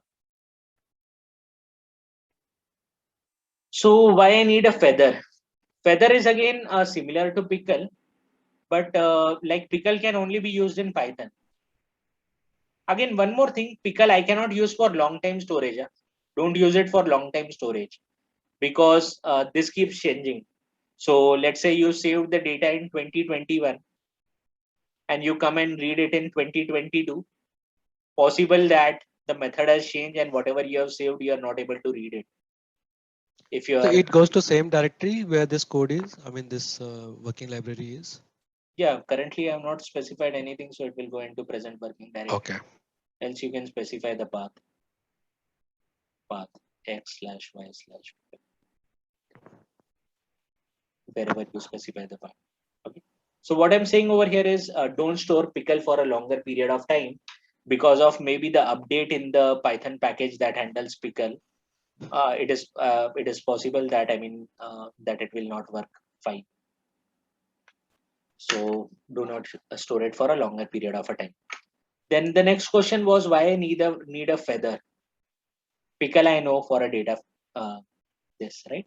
Feather is similar to pickle, but what happens is sometimes what happens is um, there are more algorithms in R programming language. So let's say I'm doing a data processing in Python. So I did all the data processing in Python and I have final data frame. R also has a data frame. So I want to move the data from this data frame to data frame. How do I do? So what I do is I store the contents of a data frame as a feather file, right? .ftr. I store as a feather file in my disk, and this can read as a feather file from here, right? So there was some use case that I came across recently wherein there was some algorithm for machine learning that was not present in Python itself, and it was something related to random forest, and I think so. It was extra tree regression, no, not extra tree regression. Some 4.5 or C5.5, some algorithm, I don't recall. So that was not available in Python at all, but it was available in R. Now couldn't do a new experiment to see whether the another algorithm works fine or not. Something C5 by ML algo. I don't know, something like this. C5.0, no, C4.5. C4.5. What is C4.5 algorithm and how does it work? So C4.5 is similar to a decision tree. I mean, some algorithm, some machine learning algorithm, forget about it. And this was not present in Python. It's only in R. So you can store the data, do the processing in Python, store the data, go to R, run this algorithm. So this is about a feather if you want to keep on moving the data between Python and R data frame. And Parquet is the most common format. Parquet is the most common format that is used in big data, specifically with the Spark framework. So Spark is a framework for a distributed computing in a big data environment. So it stores the data as a Parquet. It is very much optimized with a Parquet format, which is basically a storage format. It stores the column name and values in a more compressed way and easy to read. It's good for write once, read multiple times. Very optimized. So it's used for a big data purpose. Again, I have shown a simple code over here. I'm just creating a data frame over here. I'm storing this data frame and I'm reading from that data frame, right? If I want to see this sample.pickle, I've stored it over here. in my present working directory. So where is the sample.pickle? Is it not visible? No, it just came sample.pickle. So of course it is not readable now. So it should show something nonsense. So something. So you can store the More pickle file. shrunk version than CSV, is it? Like more smaller version? Spacing wise should be some compression. Of course, should be better than CSV. Okay. And if you want to see, what you can do is maybe it does it. Save it as a CSV file and save it as a pickle file and see the comparison. What is the size of a data? It should Yeah, correct. definitely be compressed than CSV. Then Okay. again, same thing. I'm storing as a feather and reading a feather file, right? So again, as I said, like if you want to work on a 2 different programming languages for some reason and want to exchange the data, I'm saving as a feather and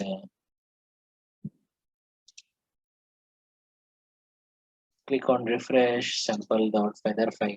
Again, it should not be readable.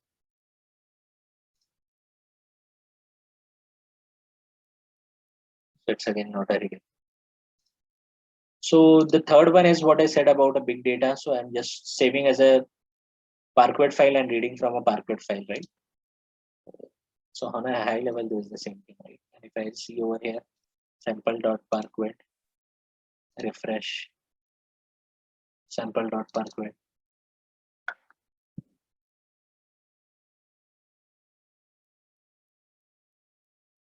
So this is the data that is stored as a column base. Below is the column information it stores. What is the column information? How to get the data? What was the column? What was the type? And all this. Below last is the schema, and above is the data. So this is how a Parquet file is used. So you may need to work with different kind of file, and it's just a one instruction. It's not nothing different. Let's go ahead. Hierarchical indexing. So this way you may need to work on different files, and it's not different.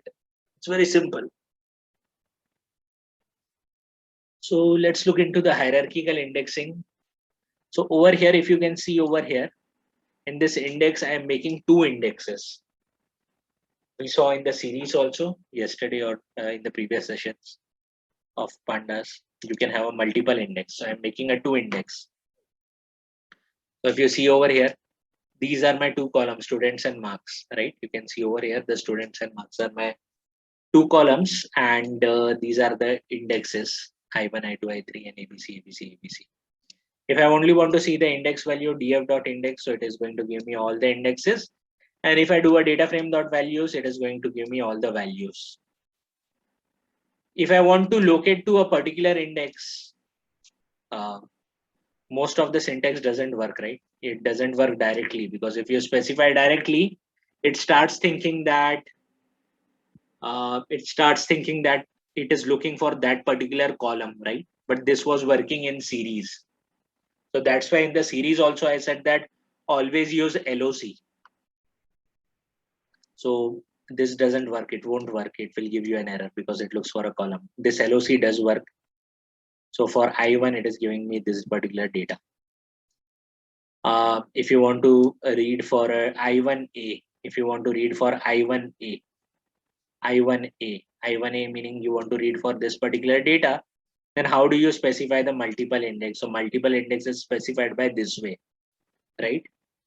But these things won't be working, right? It was not even working in series, but I have just written some piece of a code that doesn't work. So always make a habit that when you're referring to an index, either use LOC or use ILOC. Okay, even when you're working for a series also, always use LOC or ILOC. So that's an habit. And when you work on data frame, you are not doing something wrong. Okay, let's go ahead. So if you want to get a range of elements, so can you tell me what will this do?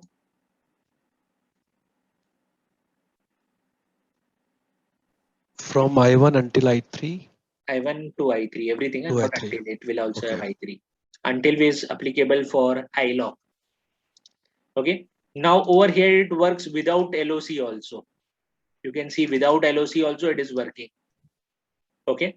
So safer side, I mean, don't fall in the spray because column name cannot be specified like this. So it is working for index, but always use LOC so that you don't go crazy someday. Always use LOC. Do not use this because you may get confused later on. Do not use. Always use LOC or ILOC for access 0 or slash rows. Okay, this is about this one. LOC is very clear, I1 to I3. You can see that LOC I1 to I3. Okay, what will this do? LOC colon 10.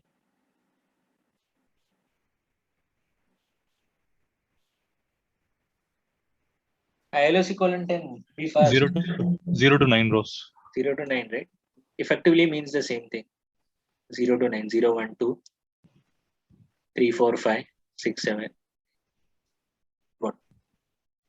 0, 1, 2, 3, 4, 5, 6, 7, 8. Then why did I put 10? I could have also put 9. Anyhow, there are not so many rows. I could have also put 9, right? 9 also works, right? Because 0 to 8. 0, 1, 2, 3, 4, 5, 6, 7, 8. So I just do like this. This is not supported, was also not supported in series. Again, as I said that always use with LOC, don't use without LOC. This one is not supported, but was supported in series. This kind of a syntax was working for series. Like you specify I1 to I3 and only A. It was working in series when we were working in series. Sorry, maybe someone has not yet implemented in data frame. If you want to implement, you can implement it for a data frame. It's an open source. You want to contribute, just implement this kind of a syntax because it is supported in series and there is no harm making it supported in a data frame, but this syntax is not developed. You can contribute to it. Don't use without LOC. This was not supported in series also. So how do I get for I1 to I3 and A? It has to do with the index slice. So there is some extra code. If I want to get I1 to I3, everything for an A, there is an extra code for it, right? And all these things, don't worry, you may not need this index slice anytime. You will never need it. But I've just covered it to be, you should know all these things. So little bit different how to do it. Okay, let's go over here. Swapping the index.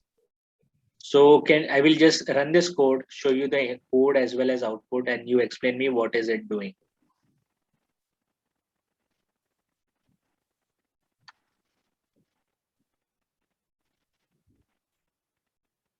Okay, can you explain me what is it doing?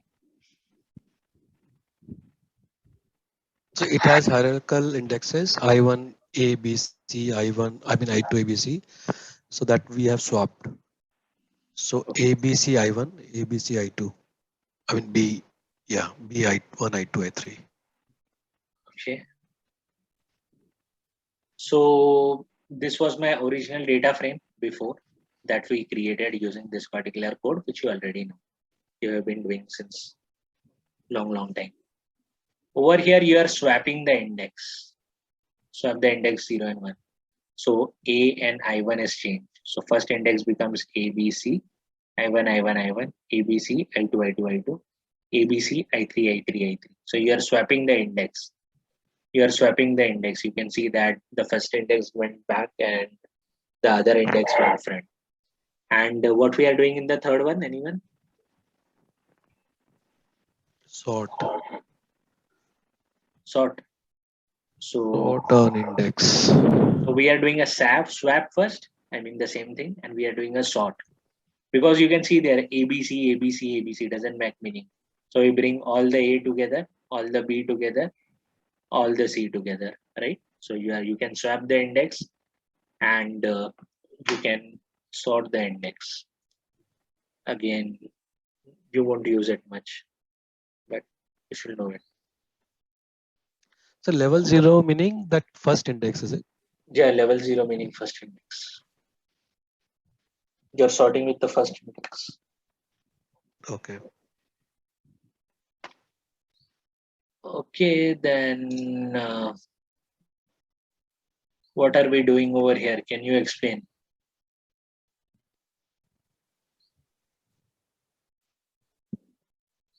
Can you explain what is done over here?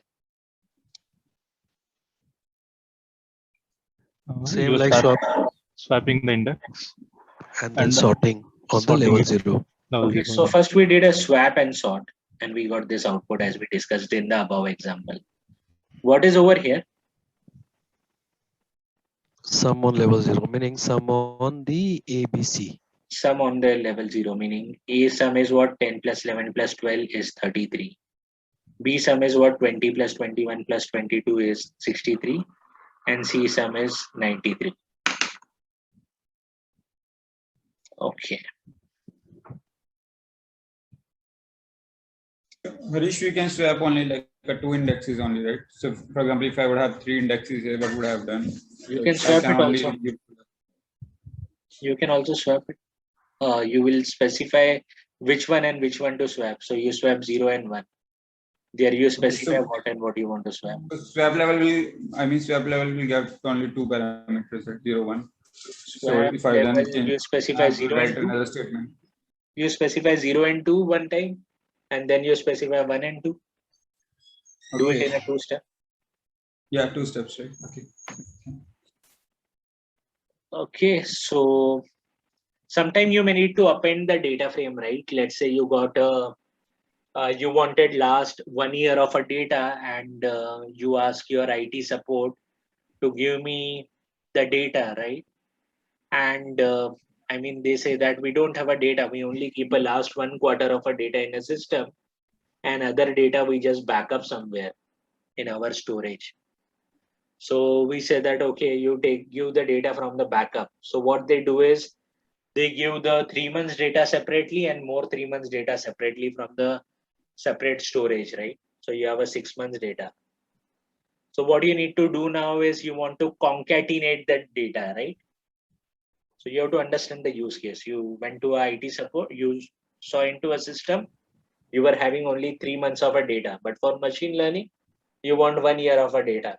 Then you go to IT support, he gets the data from the backup drives and gives you 3 months of a data.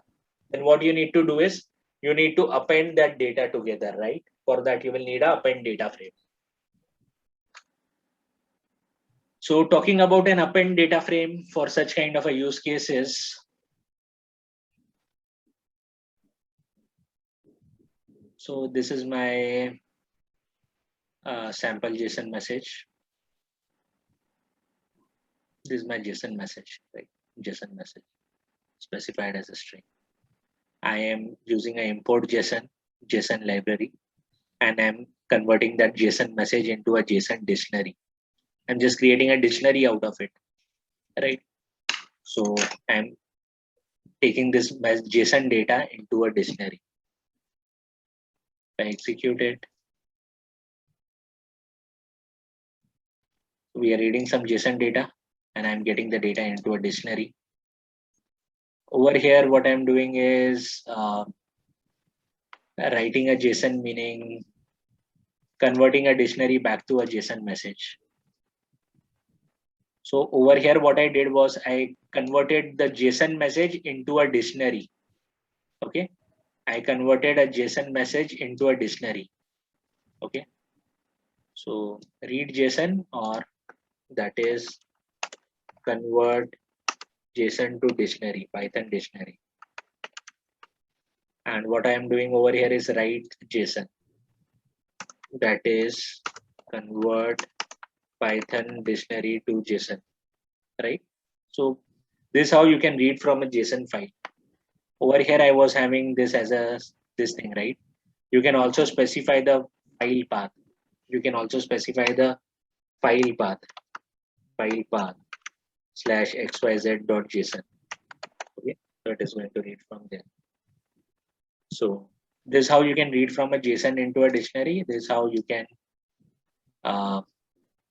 write from a dictionary back to a JSON. Now I am converting this dictionary to this student2.data frame. So I get this particular data frame. In this example, again, I am going to read some data from a JSON file. So can you explain what is this piece of code doing? Can you explain what this code is doing?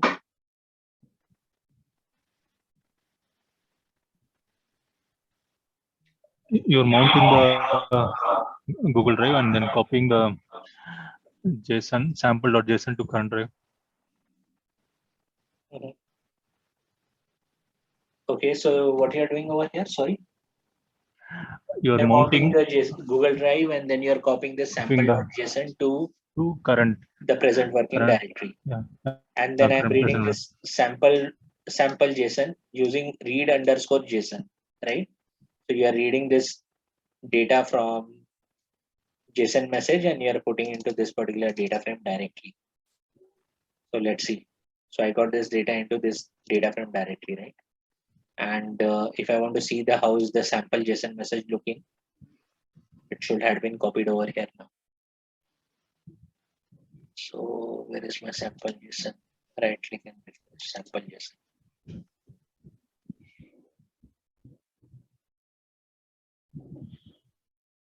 So there's my sample JSON message. There is nothing greater, just a simple JSON message. Student and standard and marks, nothing else.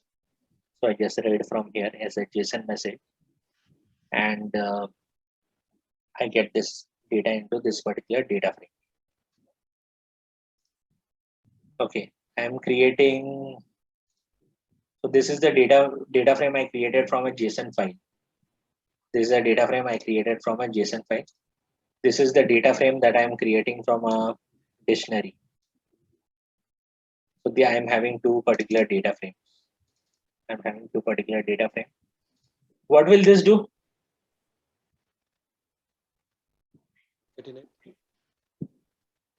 What will this do? Concatenate. Concatenate, right? On axis 0 or axis 1? 0. Axis 0, right? It will come in the bottom. It will concatenate as per the axis 0. It will add the rows. So by default is the axis 0. So you can see that the first data frame data and second data frame data is concatenated. But can you see this index? What has happened to index? It's not a running number actually. It has It's preserved the 91. original index, right? It has preserved the original index. So that's why it's 012, 012. It has preserved the original index. So what can we do if I want 0, 1, 2, 3, 4, 5? What can we do if I want 0, 1, 2? Ignore index to true. Or ignore index to true, right? So you will get the index as We can 0, do reset index also, right? yes, After... yes, you can do reset index also. Yes, you can do that. Okay. In this case, what it will do is it will create one more index saying that what data came from where. So what I did over here in the concat function is I specified a keys as first data frame and second data frame. And you say that it means that this data came from the first data frame. One more outer index created and this data came from a second data frame, right? So if you want, you can create one more index like this. If I only specify the first DF, then you will only get the first DF data. If you don't specify the second. And if I specify first, second, and third DF, then but obviously you don't have anything for a third DF, so it is only going to give a first and second DF because you only gave two data frame for concatenation. Again, these things you won't use much. If you want to locate, then you can use .loc first DF. So it is going to give you for first DF index. So LOC is to locate something. Locate two in keys. I will say that locate first DF. Okay, perfect. So let's go ahead. Map is a function. If you want to modify the data some way, then you will use map. And map will be used extensively when you are doing an EDA and when you are doing an exploratory data analysis, you want to do some processing on data line by line, then you will use map. So let's see how the map works. So can you explain me this code, what I have executed, what is done over here? Can you explain this code? You are creating a data frame. We are creating a data frame having the column name and marks. Marks. Perfect. So can you explain this code? It's a dictionary. We are creating a dictionary, right?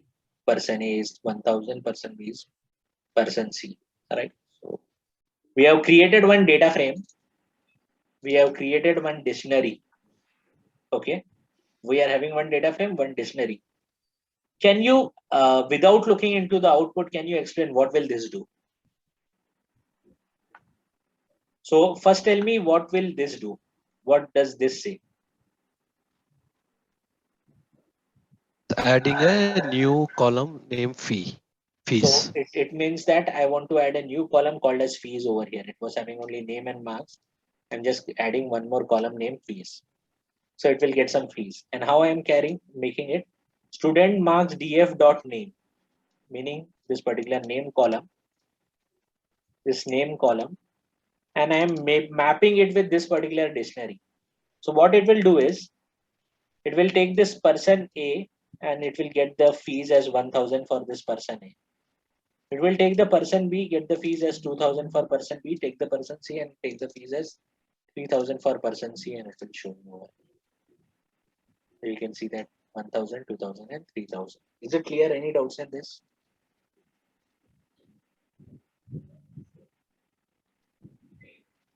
Any doubts over here? To basically frames or list, Yeah, you can do it with dictionary only, because you need whatever key is present, right?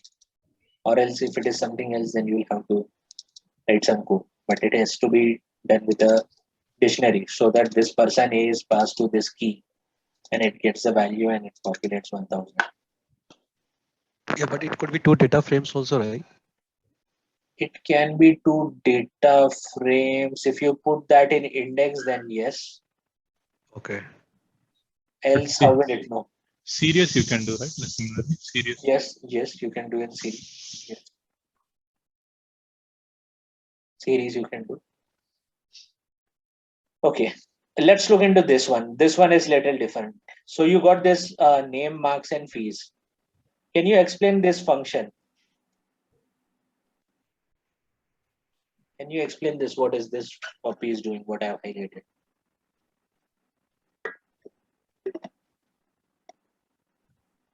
So it's a function. If marks is less than 23, then it will return as low. Return the grade as low. If it is Right. high. Okay, then let's look into this particular function, how it is working. So obviously I am creating a new column grade. There was no such column as grade over here. We are creating a new column as grade. How we are creating? We are passing the marks to it. We are passing a marks to it, to a map function, which is the name of the function marks grade. Basically this function. So we are passing a marks. So if the marks 22 is less than 23, it is going to assign a low grade. 21, it is going to give you low, and 24, it is going to give you high. Execute. We can see that low, low, and high. Any questions over here?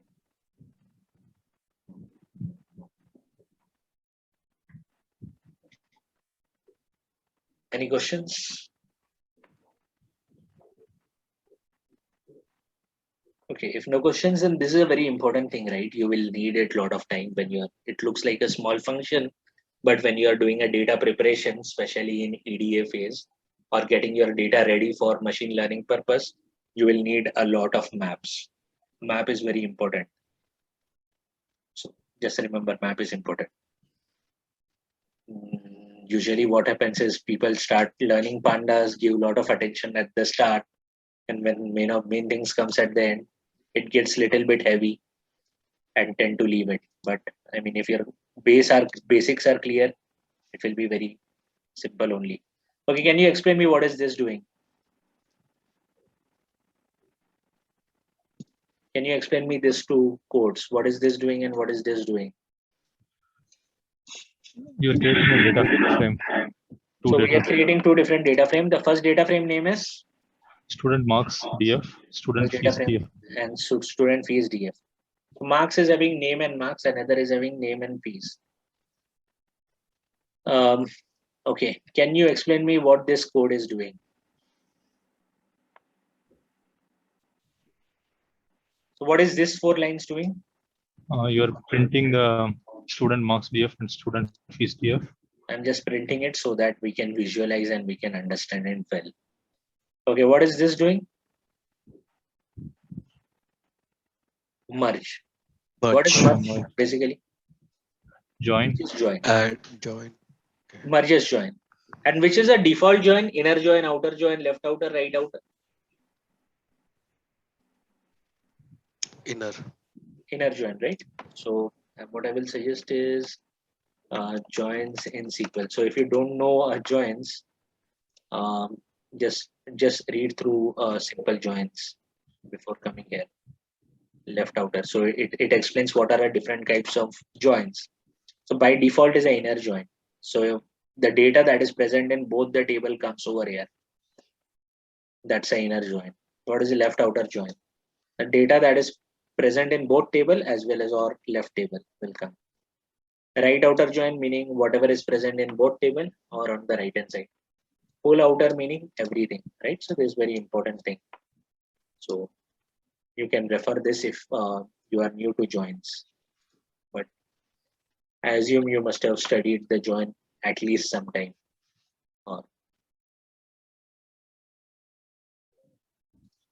So if you are new to join, read this. Okay, so we have talked about what does a join do, and I mean we have not we are saying that I want to join these two data frame, and I want to join on the basis of name. I want to join on basis of name. So I got A and C. Can you tell me why B did not came? Because B is not there in the fees data frame. Okay, so it only comes whatever is there in both of them because by default is an inner join. So A and C is present in both. So it will come A and C, 20 to 24 and 200, 200, 300. Okay, any questions so far in this?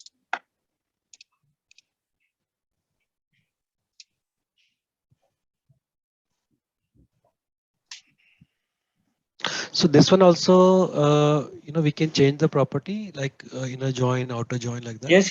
We are Okay. doing that. Yes. Okay. Okay. So if I don't specify anything, then it will still join on whatever columns it sees by the same name. So what are the common columns in this? EAC Name. person name. Name is Yeah. the Yeah. person Name. and person B, right? So on name. Okay. And so it just join. Okay, what is over here? What we have written over here? Can you tell me the highlighted part what it means? It's English language, very simple. It's merge on left on. Meaning both sides, meaning both data frame on name versus name. Data frame is this one. And we are saying that I want to do a join. And join on the column on the left table is name. Okay, so join from this one is a name column. And right table is name, right? Because it is possible that both the tables can have a different column names, right? Like this one can have a RNO for roll number. And this one can have roll number as ROLLNO, right? So such cases when you have a different column names in two different tables, right? So in such cases, you may need to do it, right? So like other example can be policy number. It can be a policy number over here. It can be an entity in the other table, transaction table, or it can be a card number over here in this particular table, and it can be account number in other table, right? So if the column names are different, you can specify that, okay, what is the name of the column on the left table? What is the name of the column on the right table? Right? So in our case, it is both same. So you can just specify an on name, or you can say that you won't even specify, is all okay. Okay, can you explain me what is this?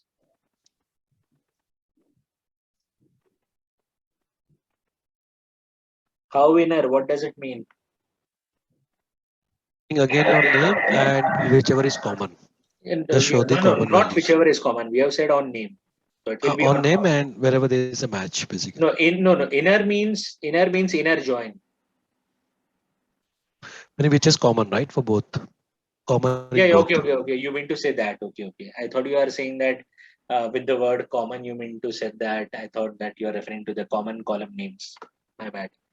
So yes, whatever are the common data, common names, person A and person C, person A and person C will come over here. Inner join meaning this one, the common contents of both the table, right? Okay. What does this mean?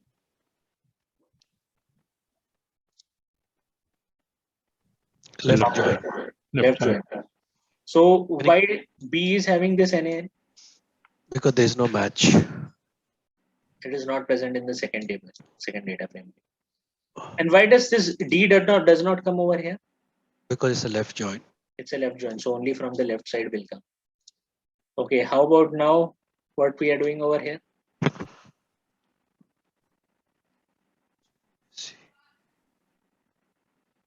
What we are doing? It's a right join. Right join, right? So everything from the right will come.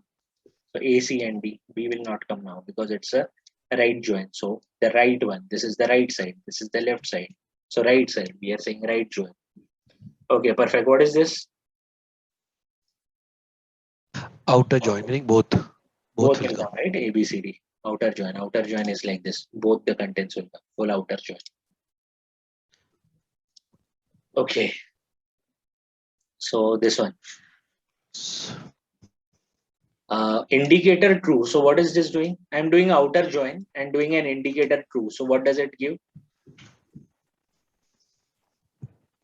It indicates whether it is available in both the table or left table or right. So it is giving you an additional field called as underscore merge, which says that whether it is available in both the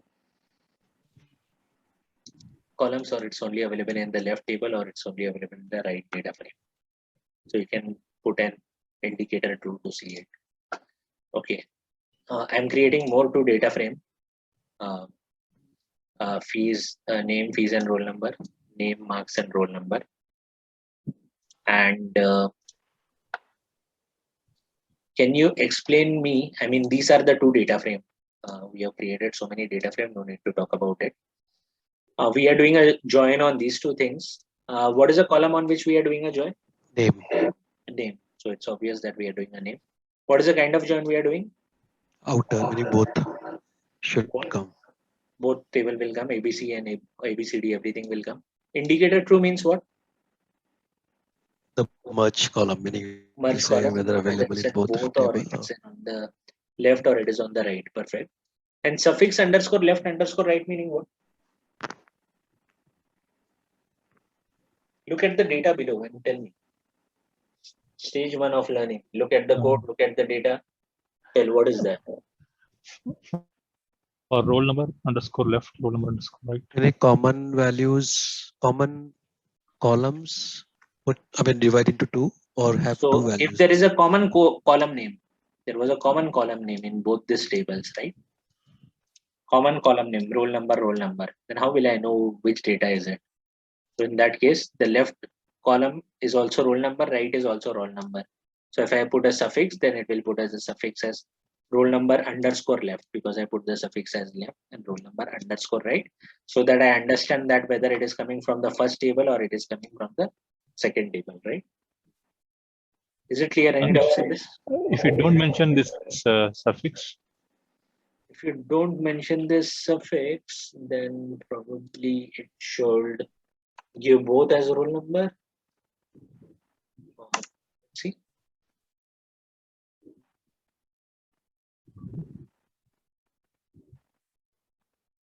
It gives suffix by default underscore x underscore y. Okay. Okay.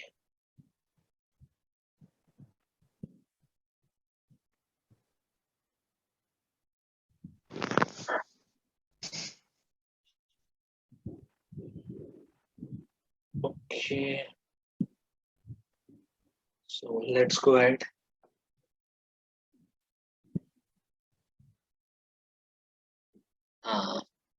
Few more things over here.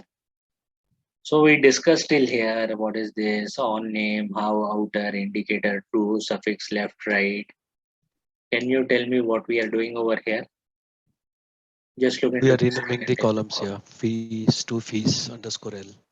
We are Marks changing the to fees to fees underscore L and marks to marks underscore right, right? We are just renaming the column name. Okay, what are we doing in the next one? What are we doing over here? join basis name and roll number. Join on basis of name and roll number. Okay, perfect. Let's look into another one. So we are just creating this two data frame. No need to explain. We have explained it so many times. What is a data frame and all. Over here, this particular data frame is having the index 0, 1, 2. However, for the second data frame, we are having the index as person A, person B, and person C, and person D. So this is my index. So when I'm doing a join over here, left and right one, left one is on the name. Okay, left one is on the name column, but right side I'm doing the join on the index column, right? So if on the one of the data frame you want to do a join on the index, then you can say that right index is equal to true. So how it will do a join? It will do a join between this particular name on the left hand side and index on the right hand side. Is it clear? Any doubts in this?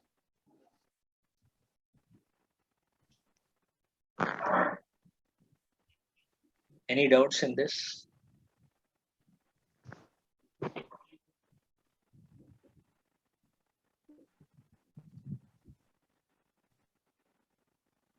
Okay, if no doubts, let's go ahead.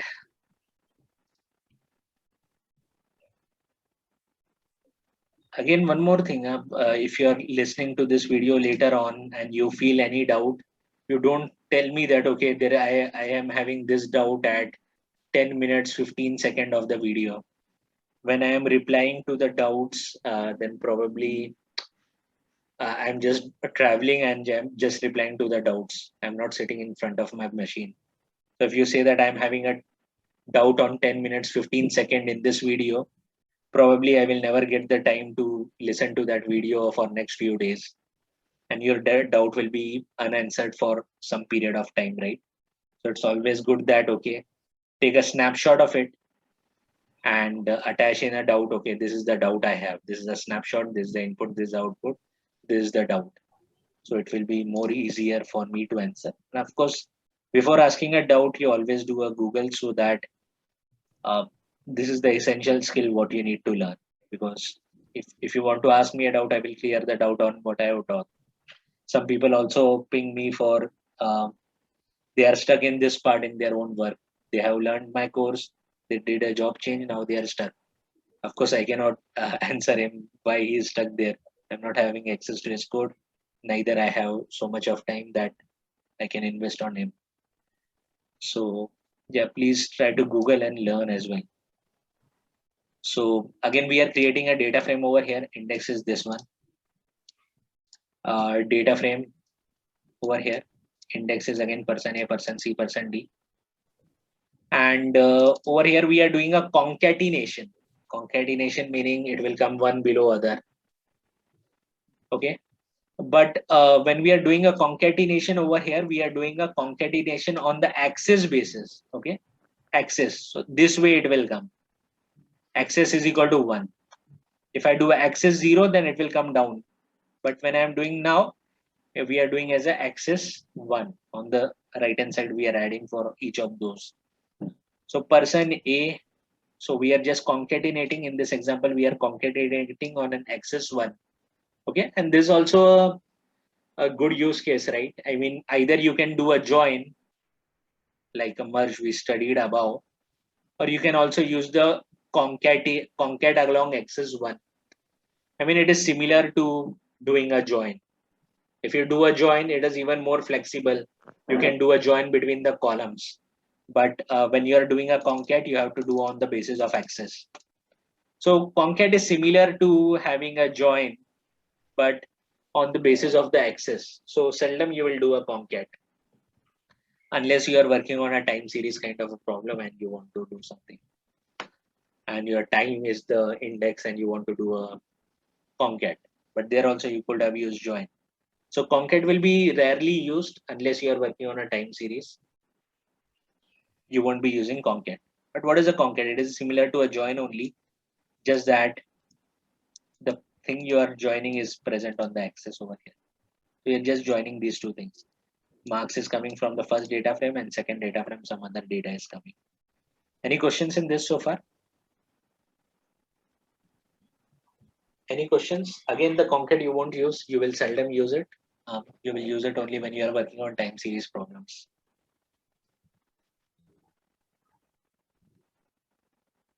Okay, let's go ahead.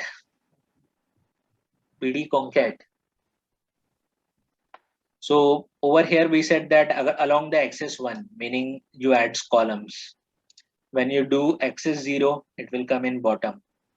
So bottom, the first data frame data came over here, second frame data came over here. Why? Because axis 0. Axis 0 means it will come in the bottom. Axis 1 means on the basis of column on the right side. Okay. Again, concat. Concat you will use most of the times in this way only, axis 0, if you are adding multiple data in a single thing. Again, over here I have done the concat. Same as above, but a different syntax. Over here I was specifying the keys like this. Over here I am specifying the keys like this. So it's the same concat, but there are different syntax in which you can do the concat. Again, practice all these things. Again, a concat, I'm making one data frame. I'm having another data frame. And both of these were not having the I'm doing a concat on the basis of axis. All this data is coming over here. Okay. And I'm doing an ignore index true. Since I'm doing an ignore index true, you can see that this column names are gone. It came as 0, 1, 2, 3. Because I did an ignore index as true. All the column names are gone. And I'm just adding this data sideways. Just adding the data sideways on the basis of this index. So just to show you that what does a ignore index does, it just removes the index when adding sideways. And combine first is a interesting thing. So can you look into this data and explain me what the combine first is doing?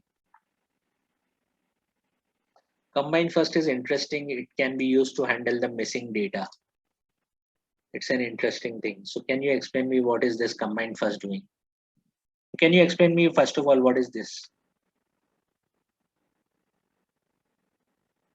This is first data frame. First data frame, right? And Yeah. this is my second data frame, right? Second data frame.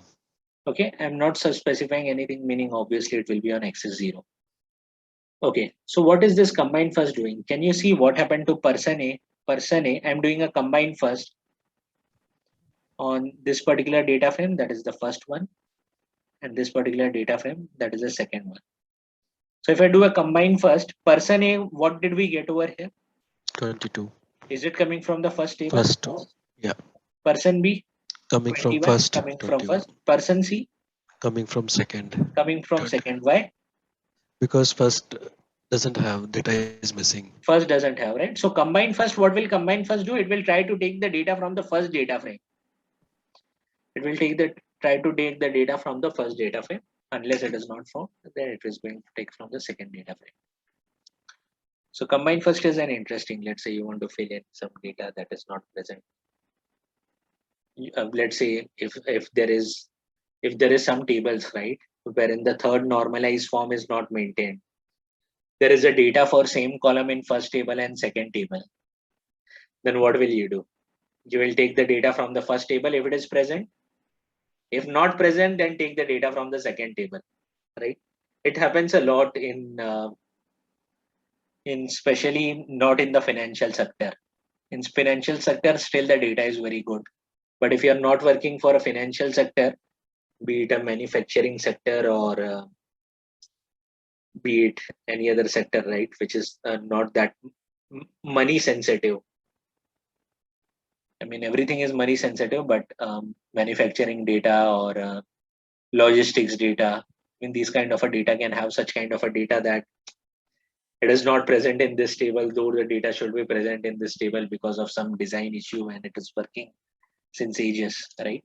So you may need a combine first. If the data is present in the first table, take it from first. If it is not present, then take it from second.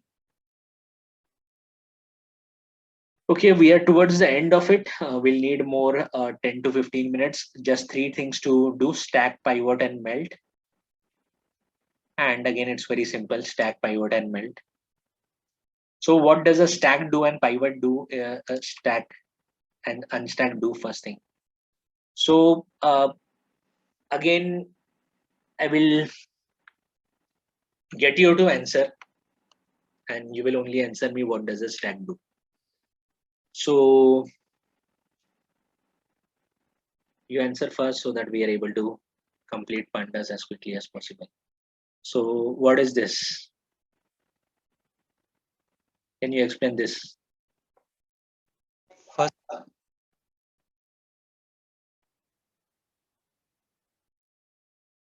First data frame. First data frame, right? And we are having this index. Okay. If I do the stack, what I'm doing a stack over here, and I'm just seeing the data type out of it. What is the type of that? I'm just doing a stack and type. Can you observe this and tell me what it has done? What a stack has done?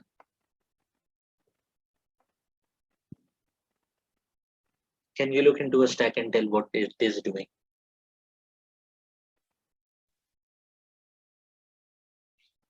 It is inputting in a series, actually. First person A, subject marks. So it is what the stack does is it converts a data frame into a series. It converts a data frame into a series. You can see it is converted into a series. So what does a stack do? It converts a data frame into a series. So this was the index, came as it is. These were the column names, right? This also became index. You can see over here, subject marks, subject marks, subject marks. So it is having 2 index and these are the values. These are the values. So what does a stack does? It converts a data frame into a series. It converts. What does a stack do? Okay, what does a stack do? Converts a data frame into a series. Also, this columns, right? These were a column, subject and mask. It became index. Columns of data frame becomes inner index. Becomes inner index in series. Is it clear? Any doubts in this? So what does a stack does? If you run a stack on a data frame, what will stack do? Convert it into series. It will convert it into a series and the column of a data frame will become Index. Index in a series. Okay, so but obvious, what will unstack do? What will unstack do? Data frame again. It will convert back into a data frame, right? Can you see over here? If I do a unstack over here on unstack, you can see this unstack function, right? And I'm seeing a type of unstack. So you can see that converts back to a data frame, right? So what will unstack do? Convert series to data frame. And second thing it will do is inner index to columns. Becomes columns. Again, it's up to you to specify which index you want to make column. You'll see it below. So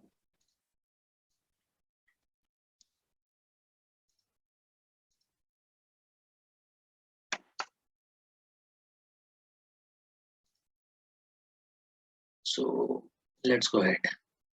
So stack and unstack is clear. One converts data frame to series and converts back a series to a data frame. So again, while doing an unstack, I did it little differently.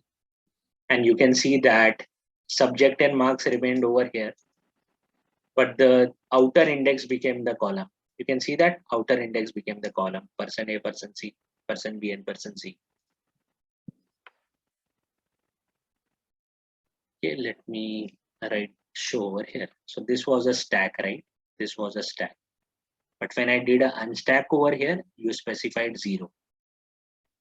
So instead of getting it this way, I got person A, person B, and person C. The outer index became the column and the inner index remained over here, right? So you can also specify on unstack how you want it to be. This is a variation in an unstack.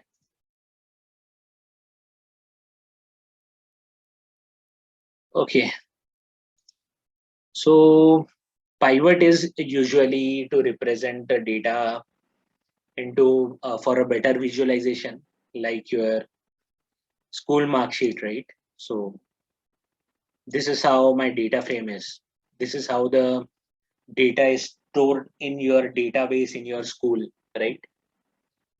So this is how the data is stored. And if I do a pivot, then it is going to create a pivot out of it. It will look in this particular fashion, right? So I'm doing a pivot for column. I want all the subjects. Column I want all the subjects. And index I want all the names. So I specify that index I want names, and columns I want subjects, and other things will show for marks and grade. So this is how your mark sheet looks like, something like this. Then I've done it a little bit differently over here. I only selected marks. I just went away with grade. So I only selected marks in the values, right? So pivot is for visualization, especially when you're working with data and you want to show that data in a PPT, you may need to do a pivot on it when you want to present it to a business. So again, this is the original data in a data frame that we have. Then this one can, okay, and then pivot cannot handle a duplicate data. Can you see a duplicate data over here? Person A and person B, can you see a duplicate data? Yeah. So if you do a pivot on a duplicate data, it will fail, right? Index contains a duplicate entries. Okay, index subject or whatever you do, if it contains a duplicate entries, it cannot handle, pivot cannot handle duplicate data. So if you are having a duplicate data, there is a addition, one more function that's called as a pivot table. Okay, it's a pivot table, and this can handle a duplicate data for you. So also, if there is a duplicate data, then what to do? Then we are saying that if there is a duplicate data, then take a sum of it. Okay, and if you don't specify anything, so it will take a mean of it. Okay, so over here, just remember what is the difference between a pivot and a pivot table. Pivot, you cannot handle a duplicate data. Pivot table, if there is a duplicate data, it will still work and it will take a mean out of it. Or you can also specify what is the function you want over here. Just remember pivot and pivot table. So over here, one more variation is about pivot table. And over here, I am specifying the aggregation function as sum and count. So sum is basically giving the addition of it. And basically count is saying me that, okay, person A, there were 2 marks. Person B, there were 2 marks and C was having 1 marks, right? So you can add as many aggregation function that you want over here in a pivot table. Again, pivot table, can you tell me what this did margins equal to true? Can you tell me what it is doing? Margins equal to true. Look at the data below.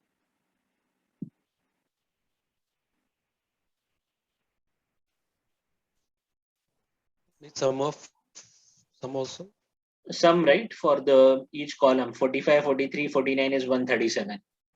Similarly, 45, 41, 21 is 107. So it just gives you like partial totals on both the sides. So you can, if you want a partial total, I mean, again, for presentation purpose, right? You want to present something to the business, you can use this. Okay. Cross tab is similar to a pivot table with a function count. Cross tab is another function instead of pivot table. So cross tab is same as pivot table, just that the function it default gives is a count. So there were two rows for this and one row. Okay, so what is a cross tab? Cross tab is same as a pivot table, just that the aggregation function is a count. All these things, remember it. Melt is a opposite of pivot. Melt is a opposite of pivot. So it was a pivot, right? It was a pivot. And if I want to melt it down, so you have some data in a pivot form, you want to melt it down, it is the opposite of pivot. So it was a pivot form. And if you want to melt it down like this, so you can do this way. So what is a melt? Melt is the opposite of pivot. So this is about Pandas. Any questions so far? I mean, it covers extensively Pandas.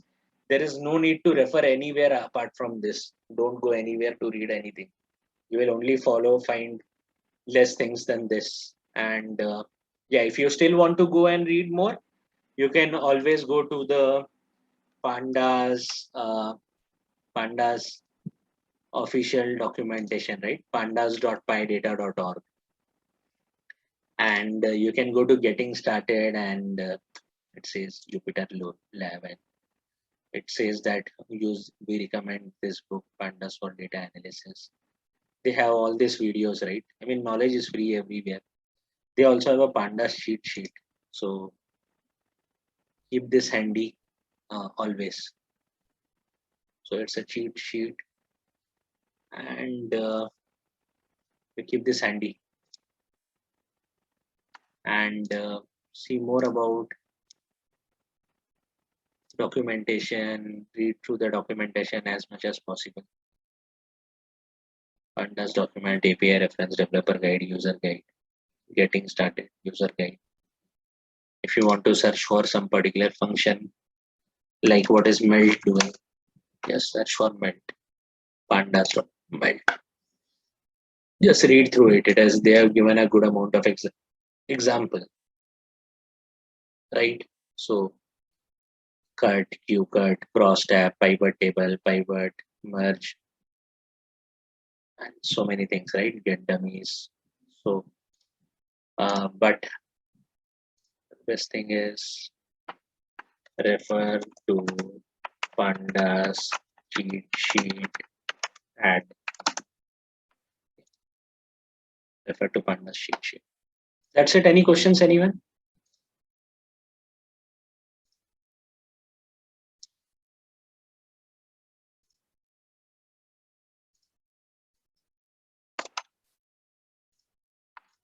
Then, if no question, then you have to complete this notebook and share it with me by next Friday at the end of day. So before 17, end of your day, whatever calendar you are, so that before Saturday it reaches me. So end of your day, Friday, just send to me this notebook. Looking into videos, I'm not going to share this notebook because NumPy, you did not do any submissions. So complete the submission and share. If nothing, then we are good for the day. Thank you. Bye.